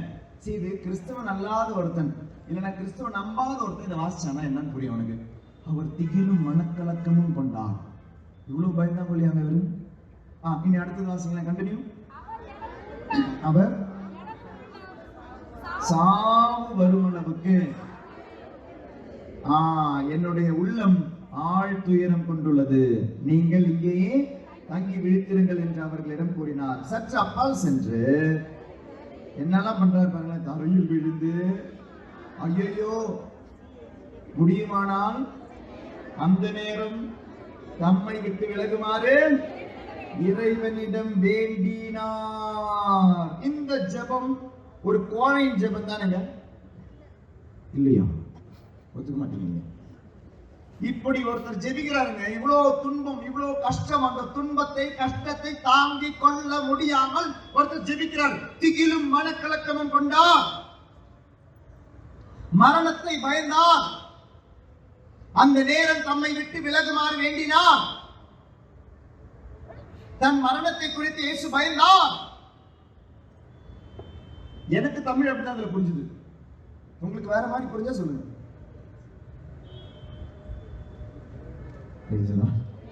அப்படிதான் தமிழ் எழுதி இருக்கு. திகிலும் மனக்கலக்கமும் கொண்டார், சாவு வரும் அளவுக்கு எனது உள்ளம் ஆழ்த்துயரம் கொண்டுள்ளது. சாவ பயந்தாரு, அந்த நேரம் தன்னை விட்டு விலகுமாறு வேண்டினார். So he feared his death. இயேசு தனது மரணத்தை பயந்தார். Yes or no? நாங்க இயேசுவை விட்டு கொடுக்க மாட்டோம் பாரு. இயேசுவின் பந்தர்களே, இரண்டு உடலில் அழியும் உடலுக்கு ஒரு மரணம் உண்டு, அழியா உடலுக்கு ஒரு மரணம் உண்டு. இயேசு பயந்ததும், இயேசு விலக வேண்டும் என்று நினைத்ததும் அழியும் உடலில் உள்ள மரணம் அல்ல. அழியா உடலுடைய ஒரு மரணம். அழியும் உடலின் மரணம் யாராலும் தடுக்க முடியாது. அது தவறல்ல, அது பாவம் அல்ல. If you are born as a woman or human, you have to die. அழியும் உடல் இருந்தால் அது மரிப்பது தவறு அல்ல, பாவம் அல்ல. மனிதனாக பிறந்தால் இந்த மனித சரீரம் மாம்சம் அழிய வேண்டும். மரணத்தை பயப்படாதீங்க. You have the fear of death. மரண பயம். மரணத்தை பயப்பட வேண்டியதில்லை. எந்த மரணம்? அழியும் உடலில் மரணம். பயப்பட வேண்டிய ஒரு மரணம் உண்டு, அழியா உடலின் மரணம். அந்த மரணம் என்ன தெரியும்? அழியா உடலினுடைய மரணம். அந்த மரணம் ஆண்டவரை, அப்பாவை பிரிந்து ஒரு மகனோ ஒரு மகளோ தனித்து வாழ்வதுதான். Rejecting the father, moving away from the father. Suppose இந்த இடத்துல ஒரு திருவிழா நடக்குதுன்னு வச்சுக்கோங்க, லேடி ஆஃப் கைடன்ஸ் சர்ச். இந்த இடத்துல ஒரு திருவிழா நடக்குதுன்னு வச்சுக்கோங்க. ஃபார் எக்ஸாம்பிள் டிசம்பர் 25 மெகா லட்சக்கணக்கான ஒரு 50,000 ஆளுங்க இருக்காரு வச்சுக்கோங்க. ஒரு குழந்தை அம்மாவுடைய கை பிடிச்சுக்கிட்டே வந்துகிட்டு இருக்குது. திருவிழாவில் செமையா இருக்குது. அங்க பார்த்தா பட்டாசு வெடிக்குது, இங்க பார்த்தா ஒரு கண்ணாடி விற்கிறாங்க, இங்க வாட்ச் விற்கிறாரு, அங்க மிட்டாய் இருக்குது, அங்க பெலூன் இருக்குது. The child is happy. இந்த கேம்பஸ் வந்து அந்த குழந்தைக்கு அவ்வளவு சந்தோஷமா இருக்கு. ஏன் சந்தோஷமா இருக்குன்னா அம்மாவுடைய கை பிடிச்சுக்கிட்டே நடக்குது. கேம்பஸ் நல்லா இருக்கு, சந்தோஷமா இருக்குது. குழந்தைக்கு பிரச்சனை இல்லை, குழந்தைக்கு ஆனந்தம், மகிழ்ச்சி. ஆனா ஏதோ ஒரு நேரத்தில் அம்மாவுடைய கையில் இருந்து அந்த குழந்தை விட்டுச்சுங்க, அம்மாவை பிரிஞ்சிச்சு. அம்மா எங்கன்னு தெரியல. கை நழுவி போன ஒரு குழந்தை.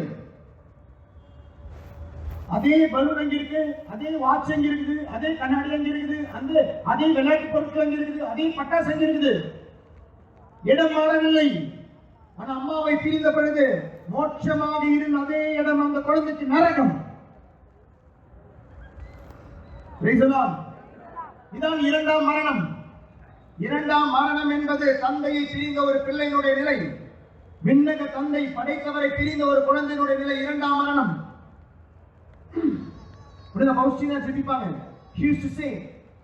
நான் நரகத்தை கனவு கண்டேன், காட்சி கண்டேன். அந்த காட்சியில் தந்தையை பிரிந்த குழந்தைகளுடைய வலியை நான் கேட்ட அழுக்குரலை கேட்ட பிறகு செய்றாங்க. Whenever she is offering mass, whenever she is praying, she used to surrender everything. திருப்பலியா இருக்கலாம், ஜெபமா இருக்கலாம், துன்பமா இருக்கலாம். ஆண்டவரே எனக்கு துன்பத்தை கொடுன்னு கேட்டா யோசிச்சா. ஏன் தெரியுமா? இந்த துன்பம் வழியாக இந்த உலகத்தில் வாழும் ஒரு ஆன்மாவையாவது ஒரு நபரையாவது மோட்சத்திற்கு கொண்டு போக முடிந்தால் நான் கொண்டு போவேன். ஏனெனில் நரகத்தின் அழுகுரல் அவ்வளவு வலி எனக்கு தந்தது. அந்த வலி என்ன? அப்பாவை பிரிந்த பிள்ளைகளுடைய வலி. இரண்டாம் சாவு. முதல் சாவு கிடையாது.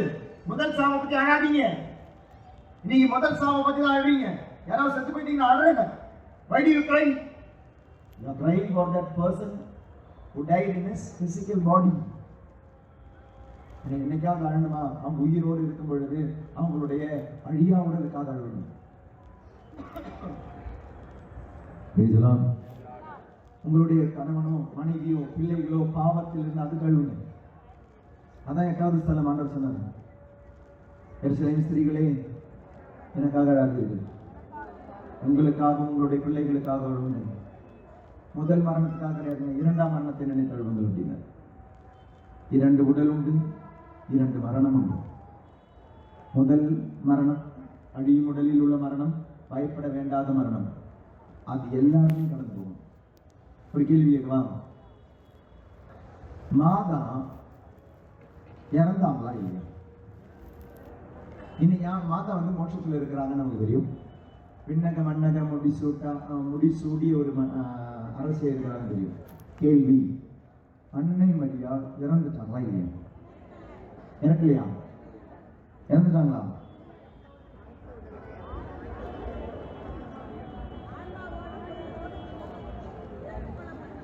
ஆன்மாவோடும் உடலோடும். எந்த உடலோடும்? எங்க மாதா இறந்துட்டாங்க அப்படின்னு சொல்றது ஏன் இவ்வளவு கஷ்டப்படுறீங்க? ஏன் நம்ம வருத்தப்படணும்? எனக்கும் தெரியாது இறந்தாங்களா இல்லைன்னு, எனக்கு தெரியாது. திருச்சபை சொல்ற அதனுடைய அந்த மறை பொருள் என்ன தெரியுமா? அன்னை மரியாளுடைய விண்ணேற்பை பற்றி திருச்சபை சொல்லும் பொழுது அதனுடைய அந்த டாக்மா ஆஃப் ஃபெய்த், அந்த டாக்டர் ஆஃப் ஃபெய்த் என்ன சொல்லுவாங்க? After her life on earth she was taken. அப்படிதான் இவ்வுலக வாழ்க்கைக்கு பிறகு. நல்லா கவனிச்சுங்களா? இவ்வுலக வாழ்க்கைக்கு பிறகு. அதனால திருச்சபைக்கே தெரியாது இறந்துட்டாங்களா இல்லையான்னு. நம்ம ஏன் சண்டை போடணும்? திருச்சபைக்கு ஒரு விஷயம் தெரியலன்னு சொல்ல திருச்சபை வைக்கப்படாதுன்னு. திருச்சபை என்னைக்கு உண்மையா இருக்கணும். திருச்சபையினுடைய ஒரு பிள்ளையையும் திருச்சபை ஏமாற்றாது. திருச்சபையினுடைய போதனைகளின் வழியாக நல்லா கவனிங்க, ஒரு பொய்யையும் திருச்சபை போதிக்காது. தெரியலன்னு சொல்லிடும், தெரிஞ்சா தெரியும் சொல்லும். பொய்யை சொல்லி திருச்சபை ஏமாற்றாது. கத்தோலிக்க திருச்சபை எந்த போதனை வேணாலும் நீங்க எடுத்து பாருங்க, ஒரு பொய்யை சொல்லி உன்னை கன்வின்ஸ் பண்ணி இந்த திருச்சபையில வைக்கிறதுக்கு திருச்சபை பார்க்காது. போறியா போ, ஊரெல்லாம் சுத்திட்டு வா. சபைகளுக்கு போறியா போய் ஊரெல்லாம் சுத்திட்டு வா. இனி வேற ஏதாவது யாரையும் கல்யாணம் பண்ண போறியா, அவங்க எல்லாம் கல்யாணம் பண்ண போறியா, கல்யாணம் எல்லாம் காதலிச்சுலாம் பண்ணிட்டு போ. அப்ப நீ அடி கிடைக்கும் போது தெரியும். அம்மாவை பத்தி தெரியணுமா? அம்மா ரொம்ப கட்டாயப்படுத்த மாட்டாங்க. ஆனா தாய் திருச்சபை பொய் சொல்லி உன்னை ஏமாற்றார். அதனால அன்னை மரியாளுடைய விண்ணேற்பத்தை குறித்து தாய் திருச்சபை சொல்லும் பொழுதும் இவ்வுலக வாழ்க்கைக்கு பிறகு எடுத்துக் கொள்ளப்பட்டான். அதனால மாதா இறந்துட்டாங்கன்னு சொன்னா கூட அதுல பெரிய பாவம் கிடையாது. இயேசுவே இறந்துட்டாருங்க, இறந்த பேர் தான் உயிர்த்தாரு. இயேசு இறந்துட்டாருன்னா மாதா இறந்தாங்கன்னு சொன்னதுக்கு ஏங்க கவலைப்படுறீங்க? அதனால மாதா இறந்தாங்களா இல்லையா அது நம்மளுடைய சண்டை கிடையாது. ஆனால் அன்னை மரியாள் சரீரத்தோடும் ஆன்மாவோடும் சொல்லுவது அது எந்த சரீரம் தெரியுமா? தந்தையால் இறைவனோடு சேரும் அந்த சரீரம், அந்த அழியாவிடும். அதில் பாவம் இல்லை. அழியும் உடலில் மரணம் உண்டு, கண்டிப்பாக மரணம் உண்டு. நீங்கள் பயப்பட வேண்டியது அழியும் உடலின் மரணம் அல்ல, அழியா உடலின் மரணம். அது ஒரு நாள் உங்களை கண்டிப்பா தாக்கும். அது தாக்காம இருக்கிறதுக்கு ஏசு என்ன ஜெபிச்சாரு? அந்த மரணம் வரும் அளவு என்னுடைய உள்ளம் கலக்க முடிகிறது. அப்ப இயேசு கலக்கமுற்றது தனது அழியும் உடலின் மரணத்தை குறித்து அல்ல. ஏனெனில் இயேசு கிறிஸ்துவுக்காக அழியும் உடலில் மரணத்தை ஏற்க எத்தனையோ பேர் ரெடியா இருந்தாங்க. 12 சீடர்கள் அந்த அழியும் உடலில் அந்த மரணத்தை ஏற்றார்கள். They were ready to die for Jesus. If people are ready to die for Jesus, would Jesus have feared about his death? இயேசுக்காக இறக்க எத்தனை பேர் இருக்கும் பொழுது இயேசு உடலில் வரும் மரணத்திற்காக பயந்திருப்பாரா? பயப்படவில்லை. இயேசு பயந்ததும் இயேசு விரும்பாததும் எந்த மரணம் தெரியுமா? அப்பாவை பிரியும் அந்த மரணம். இயேசு திகிலும் மனக்கலக்கமும் கொண்டது எந்த மரணம் தெரியுமா? பாவத்தின் வழியாக வரும் மரணத்தை தான் இயேசு பயந்தார். பாவத்தின் வழியாக தந்தையை பிரிய வேண்டிய ஒரு நேரம், அந்த சிலுவையிலே 12 மணி முதல் 3 மணி வரை நடக்கும் அந்த மரணத்தின் நேரம். இயேசு தனது வாழ்க்கையில் இருந்த பொழுது ஒரு பொழுதும் இயேசு கூப்பிட்டது கிடையாதுங்க. கடவுளே, இந்த உலகத்தில் வாழ்ந்த அந்த 33 வருடமும் இயேசு தந்தையை அப்பா அப்பா அப்பா அப்பா கூப்பிட்டார். ஆனா அந்த இயேசு சிலுவையிலே இறைவா இறைவா ஏன் என்னை கைவிட்டீர் அப்படின்னு ஜெபிச்சார். அப்ப இயேசு அந்த சிலுவையில அந்த 12 மணி முதல் 3 மணி வரை அனுபவித்த வேதனை இயேசுவுடைய வேதனை அல்ல. பாவத்தின் சம்பளமான மரணம். நல்லா கவனிங்க, பாவத்தின் சம்பளம் மரணம். இது எந்த மரணம்? முதல் மரணமா இரண்டாம் மரணமா? இரண்டாம் மரணம். நீ இந்த கனியை உண்டால் நீ சாவா என்று தந்தையான ஆண்டவர் ஆதாமிடம் ஏவாளிடம் சொன்னது முதல் மரணமா இரண்டாம் மரணமா? இரண்டாம் மரணம். உடலின் மரணம் அல்ல, உறவின் மரணம். It is not the death of the body. It is the death of the spirit, the relationship. நீங்க சில வீட்டுல சொல்லுவீங்களே, உங்க பொண்ணு காதலிச்சு வந்தானா, பாரு நீ அவனை தான் கல்யாணம் பண்ண நினைச்சு இந்த வீட்டை விட்டு இறங்கி போயிடு. இனி நீ என் பொண்ணு கிடையாது, நான் அப்பனும் கிடையாது. அது உடலின் மரணம் அல்ல, நீ எனக்கு செத்து போன மாதிரி அப்படின்னு வரப்பா. உடலின் மரணமா உறவின் மரணமா? பழத்தை உண்டால் நீ சாவா என்று சொன்னது உடலின் மரணம் அல்ல, உறவின் மரணம். Praise the Lord. Praise the Lord. Revelation 21:8. திருவெளிப்பாடு 21வது அதிகாரம் 8வது திருவசனம். திருவெளிப்பாடு 21:8. ஆனால் கோழைகள், நம்பிக்கையில்லாதோர், அருவருப்புக்குரியோர், கொலையாளிகள், பாரத்தமையில் ஈடுபடுவோர், சூனியக்காரர், சிலை வழிபாட்டினர், இவர்களுக்கு அனைவருக்கும் நெருப்பும் கந்தகமும் எரியும் ஏரியே உரிய பங்காகும். இதுவே இரண்டாம் சாவு. Bible is speaking about the second death. If you have a second death, you should have a second body. ரெண்டு சரீரம் உண்டு, ரெண்டு மரணம் உண்டு.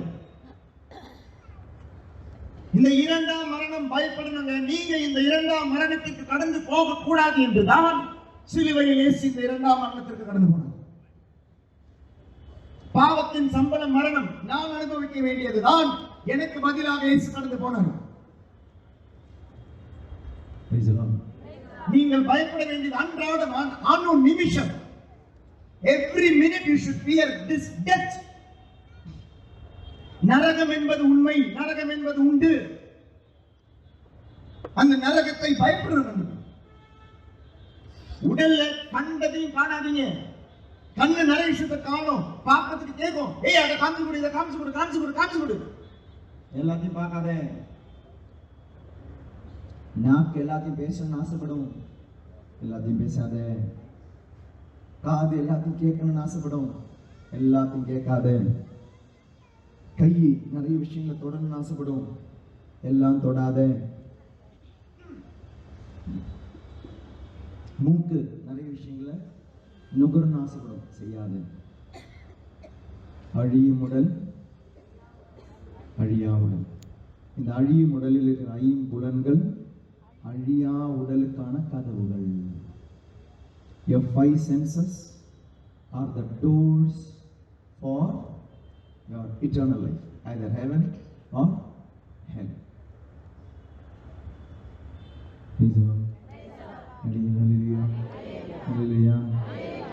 புரிஞ்சுதா உங்களுக்கு? இப்ப யோசிச்சு பாருங்க, இத்தனை வருஷம் நீங்க வாழ்ந்தீங்க. இந்த வாழ்க்கையின் வழியா எங்கேக்கு சம்பாதிச்சு வச்சிருக்கிறீங்க? பணத்தை சம்பாதிச்சு வச்சீங்க, நிலத்தை சம்பாதிச்சு வச்சீங்க, வீட்டை சம்பாதிச்சு வச்சீங்க, கிருபையை சம்பாதிச்சு வச்சீங்களா, அருளை சம்பாதிச்சு வச்சீங்களா? சப்போஸ் இன்னைக்கு நைட்டு மூச்சு நின்று போச்சுன்னா, எல்லாம் போச்சுல, அப்போ இம்மீடியட்லி தீர்ப்புக்கு போகணுமா வேண்டாமா? தீர்ப்புக்கு போகும் பொழுது அழியும் உடலில் செஞ்சது எல்லாமே அழியா உடலை கண்டிப்பா you're good and you're bad தீர்ப்புல போயிருக்கும். நல்ல மனுஷனாக, நல்ல மனுஷனாக. நீங்க புனிதராக வேண்டாம், புனிதராக ஆண்டவர் உங்களை அழைக்கல. நீங்கள் நல்ல மனிதராக இருங்கள். நல்ல மனிதன் யாரு? ஆண்டவருடைய உருவிலும் சாயலிலும் உள்ளவன். ஆண்டவருடைய பிள்ளைங்க, அவங்களை நம்ம கூப்பிடுற இன்னொரு வார்த்தை தான் புனிதர். நீங்க நல்ல மனுஷனா இருக்குன்னு ஆண்டவர் சொன்னார். ஏசு இறந்த பொழுது இயேசுக்கு அழகான ஒரு சர்டிபிகேட் கொடுத்தான் அவன் நூற்றுவ தலைவன், செஞ்சுரியன், ஒரு புறையினத்தான். அவன் ஒரு யூதன் கூட கிடையாது. இந்த புறையினத்தான் கொடுத்த சர்டிபிகேட் என்ன தெரியுமா? மார்க் 15:39. ஆமா, எடுத்து வாசிங்க, தப்பா சொல்றதுக்கு பதிலாக. மார்க் 15:39. அவருக்கு எதிரே நின்று கொண்டிருந்த நூற்றுவர் தலைவன் அவர் இவ்வாறு உயிர் துறந்ததை கண்டு இம்மனிதர், நல்லா கவனிங்க, என்ன வார்த்தை? யாரு? இம்மனிதன். நம்ம அந்த வார்த்தையை விட்டுறோம், நம்ம இறைமகனை வச்சுக்கோம். இஸ்லாம்ல நல்லா கவனிங்க இந்த வார்த்தையை. இம்மனிதன், this human was really son of God. கடவுளுடைய உருவிலும் கடவுளுடைய சாயலிலும் படைக்கப்பட்ட இம்மனிதன் உண்மையாகவே இறைமகள், உண்மையாகவே இறைமகன். ஒரு மனிதனை தான் பைபிள் சொல்லுது, உண்மையில வாழ்ற ஒரு மனிதனை. அதாவது கடவுளுடைய உருவமும் கடவுளுடைய சாயலையும் முழுமையாக வாழும் ஒரு மனிதனை தான் பைபிள் சொல்லுது இறைமகன். கடவுள் நம் உருவிலும் சாயலிலும் மனிதனை உருவாக்குவோம். அப்ப மனிதன் கடவுளுடைய உருவத்திலும் சாயலிலும். அப்ப நம்ம உருவத்தை தான் முடிச்சேன். சாயல் என்னன்னு உங்களுக்கு தெரியும். சாயல் என்ன? அன்பு, இரக்கம், மன்னிப்பு, இதெல்லாம் கடவுளுடைய சாயல். சாயல். என்னுடைய விண்ணக தந்தை நிறைவுள்ளவராய் இருப்பது போல கடவுளுடைய சாயல். என்னுடைய விண்ணக தந்தை மன்னிப்பவராய் இருப்பது போல நீங்களும், நான் உங்களை அன்பு செய்வது போல நீங்களும் அன்பு செய்யுங்கள். என்னுடைய விண்ணக தந்தை இரக்கமுள்ளவராய் இருப்பது போல நீங்களும். ஸோ அப்போ மத்திய 5:48, லூக்கா 6:36, மத்திய 18:31 எல்லாம் கடவுளுடைய அந்த சாயல் சொல்லப்படுகிறது. பைபிள் கடவுளுடைய சாயல். அந்த சாயல் உங்களுக்கு தெரியும், அதனால நான் எக்ஸ்பிளைன் பண்ண வேண்டிய அவசியம் இல்லை.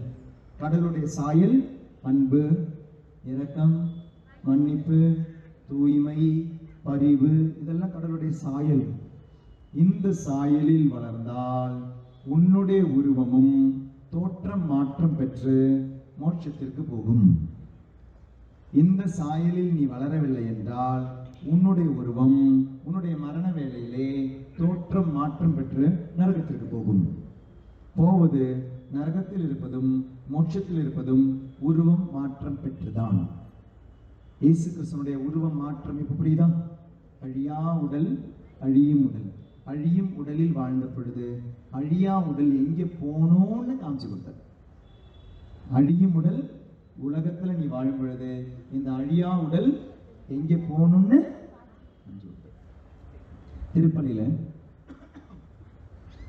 திருப்பலியில நம்ம திருச்சபைக்காக ஜெபிக்கிற ஒரு இடம் இருக்கு.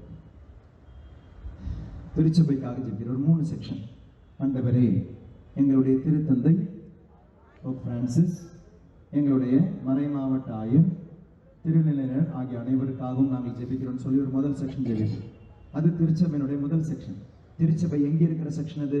இதோ வாழும் இந்த திருச்சபை. ஆண்டவரே, உலகத்தில் இருக்கும் உமது திரு அவையை.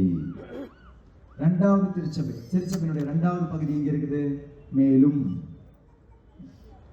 இறந்து போனவர்களுக்காக ஜெபிக்கிறது இரண்டாவது இடம். அப்ப திருப்பலியில பாருங்களேன், we are remembering those in the world. திருச்சபையில் இரண்டாவது இறந்து போனவர்கள். மூன்றாவது கடவுளின் கன்னித்தாயான புனித மரியா, அவருடைய கணவரான புனித யோசேப்பு, புனித திருத்தூதர்கள், இவ்வுலகில் உமக்கு உகந்தவராய் வாழ்ந்த புனிதர்களுடனும் நாங்களும் நாங்களும் இக்குழந்தையை போல நிலை வாழ்வில் பங்கு கொள்ளும் தகுதி பெற்று. Praise the Lord. Praise the Lord. Hallelujah. அந்த திருச்சபையினுடைய முதல் செக்ஷன் பாத்தீங்களா, அழியும் உடலில் உள்ளவர்கள். இரண்டாவது செக்ஷன் பாத்தீங்களா, அழியா உடலில் உத்திரிக்க ஸ்தலத்தில் இருக்கிறவங்க. மூணாவது செக்ஷன் பாத்தீங்களா, அழியா உடலில் மோட்சத்தில் இருக்கிறவங்க. அப்போ இந்த உலகத்தில் அழியும் உடலை வைத்திருப்பவர்கள் எங்கே போகணும்னு திருப்பலியில நம்ம நினைவு கூறுறோம். அழியா உடலோட எங்கே போகணும்? மோட்சத்துக்கு போகணும். இவ்வளவுதான் சொல்றது. ஹல்லேலூயா, ஹல்லேலூயா, ஹல்லேலூயா, ஹல்லேலூயா, ஹல்லேலூயா, ஹல்லேலூயா, ஹல்லேலூயா. பிறந்தவர்களே, ஆண்டவருக்கு நன்றி சொல்லுவோம். இந்த அழியும் உடலுக்காக நன்றி சொல்லுவோம். இந்த அழியும் உடலில் ஆண்டவரை கண்டுகொள்வதற்காக அழியா உடலில் மோட்சத்திற்கு போக முயற்சி எடுப்போம்.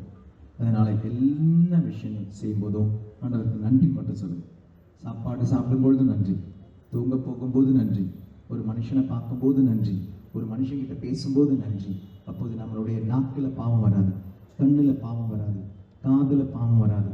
புரணி பேச மாட்டோம், புரளி கலப்ப மாட்டோம், பாவம் செய்ய மாட்டோம், தப்பான வீடியோவை பார்க்க மாட்டோம், தப்பா ஒரு பொண்ணை பார்க்க மாட்டோம், தப்பா ஒரு ஆளை பார்க்க மாட்டோம், தப்பான விஷயத்தை யாராவது பேச வந்தாங்கன்னா அது கட் பண்ணி விட்டுடுவோம், தப்பானதை ருசிக்க மாட்டோம், குடி பழக்கங்களுக்கு வரமாட்டோம், சிகரெட் பழக்கத்துக்கு வரமாட்டோம். இதுக்கு இந்த ஐம்புலன்களை சரியாக பயன்படுத்துவோம். அழியும் உடலை சரியாக பயன்படுத்தி அழியா உடலுக்காக மோட்சத்திற்காக சம்பாதிப்போம். அழியும் உடலை தவறாக பயன்படுத்தினால் நரகத்திற்காக சம்பாதிக்க வேண்டியது. இனி நீங்கள் தான் முடிவு பண்ணணும். இனி திருப்பலி முடிஞ்சு ஆராதனை இருக்கும், ஆராதனை முடிஞ்சு போவோம். போகும் பொழுது டீயோ பிஸ்கெட்டோ கொடுப்பாங்களோ தெரியல, இல்லை சுடு தண்ணியாவது இருக்குல்ல, பச்சை தண்ணியாவது இருக்குது. அங்கே போய் அந்த லைனுக்கு சண்டை போடுவோம். இல்லை இன்னைக்கு சாப்பாடு இல்லை, ஞாயிற்றுக்கிழமை சாப்பாடு இருக்குது, ஞாயிற்றுக்கிழமை சாப்பாடுக்கு அங்கே லைன் நின்று சண்டை போடுவோம். பிரைஸ்லாம் இல்லையா? இங்கேருந்து நாங்கள் எங்களுடைய நைட் விஜிலெல்லாம் முடிஞ்சு என்ன தெரியுமா,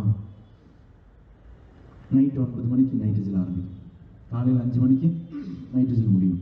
நைட் விஜில் முடிஞ்சு 8 பஸ்ஸு கிட்ட பல இடங்களுக்கு சென்னையில் பல பஸ்ஸு வருது. அந்த பஸ்ஸில் திரும்ப போகிறதுக்கு அந்த சீட்டில் போய் உட்கார்ந்து போடுவாங்க பாருங்க அந்த குழா சண்டையை. 9 மணிலேருந்து 5 மணி வரை தூக்கத்தை கெடுத்து ஜெபிச்சிருக்கிறாங்க. அழியும் உடலை பயன்படுத்தி அழியா உடலில் மோட்சத்திற்கு சம்பாதிச்சு ஒரு நிமிஷத்துல அப்படியே கொண்டு போய் அந்த நரகத்துல கொண்டு போய் போட்டுருவாங்க. ஒரு வயசானவங்க தான் செய்து கொடுக்க மாட்டோம், ஒரு பெரியவங்க தான் எழுந்து நிற்க மாட்டோம். அழியும் உடலை வைத்து அழியா உடலுக்கு ஒவ்வொரு நொடி பொழுதும் சம்பாதிக்கும்.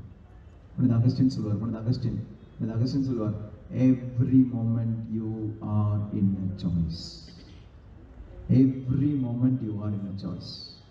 அழியும் உடலில் ஒவ்வொரு நிமிஷமும் நம்ம முடிவெடுக்கணும். அழியா உடலில் மோட்சத்திற்கா நரகத்திற்கா? உருவம் மாறிக்கிட்டே தான் இருக்கிறவங்க. உங்களுடைய மரண வேலையில் நடப்பது அந்த உருவ மாற்றம் அப்படின்றது ஒவ்வொரு நொடி பொழுதிலும் நடந்து கொண்டிருக்கு. தியான மையத்தில் கடைசி இந்த சாட்சி சொல்லிட்டு நிறுத்தியிருந்தது. தியான மையத்தில் ஒரு ஹஸ்பண்ட் அண்ட் ஒய்ஃப் ஒரு குழந்தையோட தியானத்துக்கு வந்தாங்க. அந்த குழந்தை அவனுக்கு 2.25 வயசு. அந்த பையனுக்கு அவன் பிறந்து அவன் நடக்க ஆரம்பிச்சிருந்தேன். அந்த பையன் எப்படி நடந்தான் அப்படின்னா, சரி நம்ம சாதாரணமாக எப்படி நடப்போம் இல்லையா, இந்த குழந்தை எப்படி நடக்கும்னா வலது காலை கீழே எப்படி வைப்பான், ஆனால் இடது காலை இப்படி தான் நடக்கும். டிப்டோ வாக்கிங் அப்படின்வாங்க. அப்போ டாக்டர் கொண்டு போய் காமிச்ச போது டாக்டர் சொன்னார், இவனுக்கு ஒரு எலும்பு இந்த சைடில் வளர்ந்துருக்கு, ஆப்ரேஷன் பண்ணி அந்த எலும்பை கட் பண்ணிட்டோன்னா அப்புறம் அவன் இப்படி நடப்பான். அந்த அப்பா அம்மாவுக்கு அதில் கொஞ்சம் கூட அதில் ஒரு ஈடுபாடே இல்லை. ஏன் இல்லை அப்படின்னா, அந்த குழந்தை பிறந்ததுலேருந்து நிறைய தடவை ஹாஸ்பிட்டல் ஒரு 3-4 மாதம் அந்த குழந்தை ஹாஸ்பிட்டலில் தான் இருந்தது. அவங்க எனக்கு ஃபோட்டோலாம் அனுப்புவாங்க. நமக்கே ஒரு மாதிரி அழுகையாக உணர்ந்தது. இங்கே டியூப்னு சொல்லி ரொம்ப கொடுமைப்படுத்தினாங்க. இதெல்லாம் எங்கள் அப்பா அம்மா பார்த்துருக்குறாங்க. இந்த குழந்தைக்கு இவ்வளோ கொடுமை நடந்தது. அதனாலேயே அவங்க முடிவு பண்ணாங்க, இல்லை இனிமே ஒரு ஆப்ரேஷன் அவனாலையும் தாங்க முடியாது, எங்களாலையும் தாங்க முடியாதுன்னு சொல்லி they did not go for operation. கடவுள் அதை பார்த்துப்பாருன்னு சொல்லி உள்ளிருப்பு தியானத்துக்கு வந்தாங்க 4 நாள்.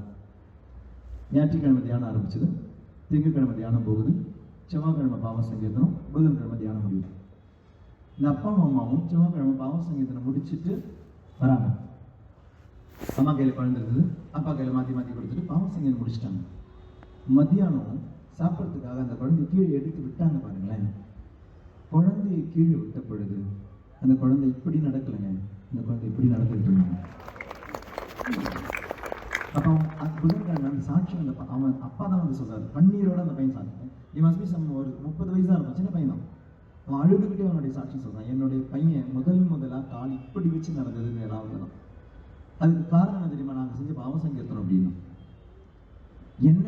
என்ன சொன்னாலும் அவன் சாட்சியத்தில் சொன்ன சாட்சி நான் சொல்றேன். இந்த குழந்தை பிறந்த பொழுது கத்தோலிக்க திருச்சபையினுடைய கணவன் மனைவியும் அதனுடைய குழந்தை பிறந்த பொழுது இந்த பையனுடைய அம்மாவுக்கு ஜாதகம் ஜோசியத்துல அதிகமான நம்பிக்கை. ஷீ பீயிங் எ கேத்தலிக், கிறிஸ்துவை தெரிந்த ஒரு பொம்பளை. இந்த பொம்பளை என்ன தெரியுமா பண்ணிச்சு, பேர பையன் பிறந்த உடனே உனக்கு ஜாதகம் எழுதி வச்சாங்க. அப்ப தியானத்துல நாங்கள் சொல்லிக்கிட்டே இருக்கோம், இதெல்லாமே தப்பு, இதெல்லாமே முதல் கட்டளை எதிரானது.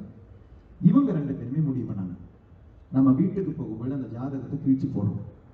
அம்மா என்ன சொன்னாலும் நான் பார்த்துக்கிறேன், அவன் முடிவு பண்ணிடலாம். ஒரே ஒரு பையன் தான் வீட்டுக்கு, அதனால அம்மா கஷ்டப்படுத்த வேணாம்னு சொல்லி ஜாதகம் எழுதி வச்சப்போ அவனும் கம்மில் இருந்தான். But during the retreat he decided, நான் வீட்டுக்கு போனேன், நான் முதல் விஷயம் எழுதி கீழ்ச்சி தான் போடப்பேன். 2 பேருமே அந்த பாவ சங்கீதம் செஞ்சாங்க. பாவ சங்கீதம் செஞ்ச போது விடுதலை கிடைச்சது யாருக்குனாங்க, நீ அழியும் உடலில் செய்கின்ற ஒவ்வொன்றும் நீ சம்பாதிச்சுக்கிற. நன்மை செய்தால் மோட்சத்திற்கும், தீமை செய்தால் நரகத்திற்கும். இந்த நரகத்திற்கு போவதுதான் 2ஆம் சாவு. அந்த 2ஆம் சாவுக்கு நீ போகக்கூடாது என்று இயேசு கிறிஸ்து சிலுவையில் கடந்து போனதுதான் அந்த 2ஆம் சாவு. பாவத்தின் சம்பளம் மரணம். அது இயேசு கிறிஸ்து கடந்து போக வேண்டாதது. அந்த மரணம் என்பது சரீரத்தின் மரணம் அல்ல. இயேசு கிறிஸ்து கடந்து போனது தந்தையை பிரிந்த ஒரு மரணம். நரகம் என்பது ஒரு இடம் அல்ல, அது ஒரு நிலை. where you are missing your father. Abraham லாசர் அந்த செல்வந்தனுடைய கதையில் இருக்கிற செல்வந்தன் அந்த பாதாளத்தில் இருப்பான். ஆபிரகாமுடைய மடியில் லாசர் இருப்பார். அப்புறம் சொல்றாங்க, எனக்கும் உனக்கும் தூரம் இருக்கு அப்படின்றான். சொன்ன ஒரு துளி தண்ணி முடியாது தம்பி, இது தூரத்தில் இருக்கு. அந்த பிளவை நாம் உண்டாக்குகிறோம். நரகம் என்பது நிலை. அப்பாவை பிரிந்த ஒரு மகன் மகளுடைய நிலை. அந்த வேதனையை நீங்க அனுபவிக்க கூடாதுன்னா அப்பாவை பிரிஞ்ச வேதனையை இயேசு கடந்து போனார். இந்த வேதனைக்கு நான் கடந்து போகக்கூடாதுன்னா இயேசு கெத்செமனேல ஜெபிச்சார். அது கோழையின் ஜெபம் அல்ல, அது கோழையின் ஜெபம் அல்ல, அது ஒரு பாவியின் ஜெபம். அது பாவியே அல்லாமல் இருந்தும் பாவத்தினுடைய சம்பளமான மரணத்தை எனக்காக உனக்காக எனக்கும் உனக்கும் பதிலாக இயேசு கடந்து போனார். இரண்டாம் சாவு. அந்த இரண்டாம் சாவுக்கு போகாமல் இருக்க இந்த பாவ சங்கீர்த்தனம் உறுதியோடு நினைத்து கடமைக்காக போய் செய்யாதீங்க. இனிமேல் அந்த பாவத்தை செய்ய மாட்டேன் என்ற முடிவோட ஃப்ரீயாக தான் இருக்கிறாங்க. யாருக்காவது பயன்படுத்தணும்னா நல்ல ஒரு பாவ சங்கீர்த்தனம் முடிவு எடுத்து இனிமேல் அந்த பாவத்தை செய்வதில்லை என்று முடிவெடுத்து அப்பாவை பிரிந்த ஒரு மகனுடைய வேதனையோடு அந்த பாவ சங்கீர்த்தனத்துக்கு போங்க. அம்மாவை பிரிந்த ஒரு மகளுடைய வேதனையோடு அந்த பாவ சங்கீர்த்தனத்துக்கு போங்க. அது வெறும் ஒரு சடங்கா போகாது. அதிலிருந்து ஏன்னா பவுல் அடிகளான ஒரு இரண்டாம் சாவை பற்றி சொல்வார். நீங்க நிறைய பேர் செத்துட்டீங்க அப்படின்னு எடுக்க வேண்டாம். 1 கொரிந்தியர் 11:27 சொல்வார். என்ன சொல்வாரு? நீங்கள் தகுதி இல்லாமல் இந்த நற்கருணையை பெறும் பொழுது, இந்த கிண்ணத்தில் நீங்கள் பருகும் பொழுது, நீங்கள் இந்த அப்பத்தை நீங்கள் வாங்கும் பொழுது, நீங்கள் கடவுளுடைய உடலுக்கு எதிராக நீங்கள் பாவம் செய்கிறீர்கள். இதனால் தானே உங்களில் பலர் வலுவற்றோராயும் பலர் நோயாளிகளாயும் இருக்கின்றீர், இன்னும் பலர் இறந்தும் விட்டனர். அப்ப பவுல் சொல்ற சாவு முதல் சாவு அல்ல. நற்கருணையை பெற்றும் சாகலாம். எந்த சாவு? முதல் சாவு அல்ல, உடலின் சாவல்ல. நற்கருணையை பெறும் பொழுது உறவுக்காக கொடுக்கப்பட்ட நற்கருணை. ஆனால் தகுதி இல்லாமல் அந்த நற்கருணை நீ வாங்கும் பொழுது உறவு செத்து போதுங்க. நற்கருணையை பெற்ற 11 சீடர்கள் உறவில் ஒன்றித்தார்கள். நற்கருணையை பெற்ற யூதாஸ் உறவில் இருந்து விட்டு போனான். 12 பேர் வாங்கினது ஒரு அப்பத்தில் தான். 11 பேருக்கு அது சேர்க்கைக்கு காரணமாயிடுச்சு. ஒருத்தனுக்கு அது ஆண்டவர்கிட்ட வந்து வேற போறதுக்கு காரணமாயிடுச்சு. நம்ம நல்லா யோசிச்சு பாருங்க. நீங்க வாங்க போற நற்கருணை, இந்த நற்கருணை ஆண்டவரோடு இணையவா, ஆண்டவரிடமிருந்து பிரியவா? இதெல்லாம் கதை தான். அந்த அதை சொல்றது தப்பு தப்புன்னு சொல்லிடுவீங்க. ஆனால் யோசிச்சு வாங்குங்க. நற்கருணை வாங்க பொழுது வெறும் ஒரு சடங்கு அல்ல, இது ஒரு அனுபவம். அதனாலதான் ஏன் இந்துஸ் வந்தா, முஸ்லீம்ஸ் வந்தா, பிற மதத்தினர் வந்தால், பிற சபையினர் வந்தால் தயவு செய்து வாங்காதீங்க அப்படின்னா அது காரணம் இது ஆசீர்வாதம் தாங்க. ஆனால் இதே ஆசீர்வாதம் சாபமா நிற்கும். செத்துடுவீங்க. அதனாலதான் ஒழுங்கா வாங்குங்க, இல்லைன்னா செத்துடுவீங்க. உடலில் அல்ல, உறவில். இரண்டு உடல் உண்டு, 2 சாவு உண்டு. அதை மட்டும் இன்னைக்கு புரிஞ்சுக்கோங்க. அந்த சாவு முதல் சாவு எல்லாரும் கடந்து போக வேண்டிய சாவு. இரண்டாம் சாவு யாரும் கடந்து போகக்கூடாத ஒரு சாவு. அதற்காக இயேசு கடந்து போனார். ஆனால் இன்னும் நாம் அதில் கடந்து போகின்றோம் என்றால் எவ்வளோ வேதனையா இருக்கும் ஆண்டவர் பேசுவது. அதனால பாவம் செய்வதில்லை என்று முடிவெடுத்து பாவத்திற்கு டாட்டா பை பை சொல்லி இந்த திருப்பலியில் முழுமையாக பங்கெடுப்போம். காணிக்கைக்கு வருவோம்.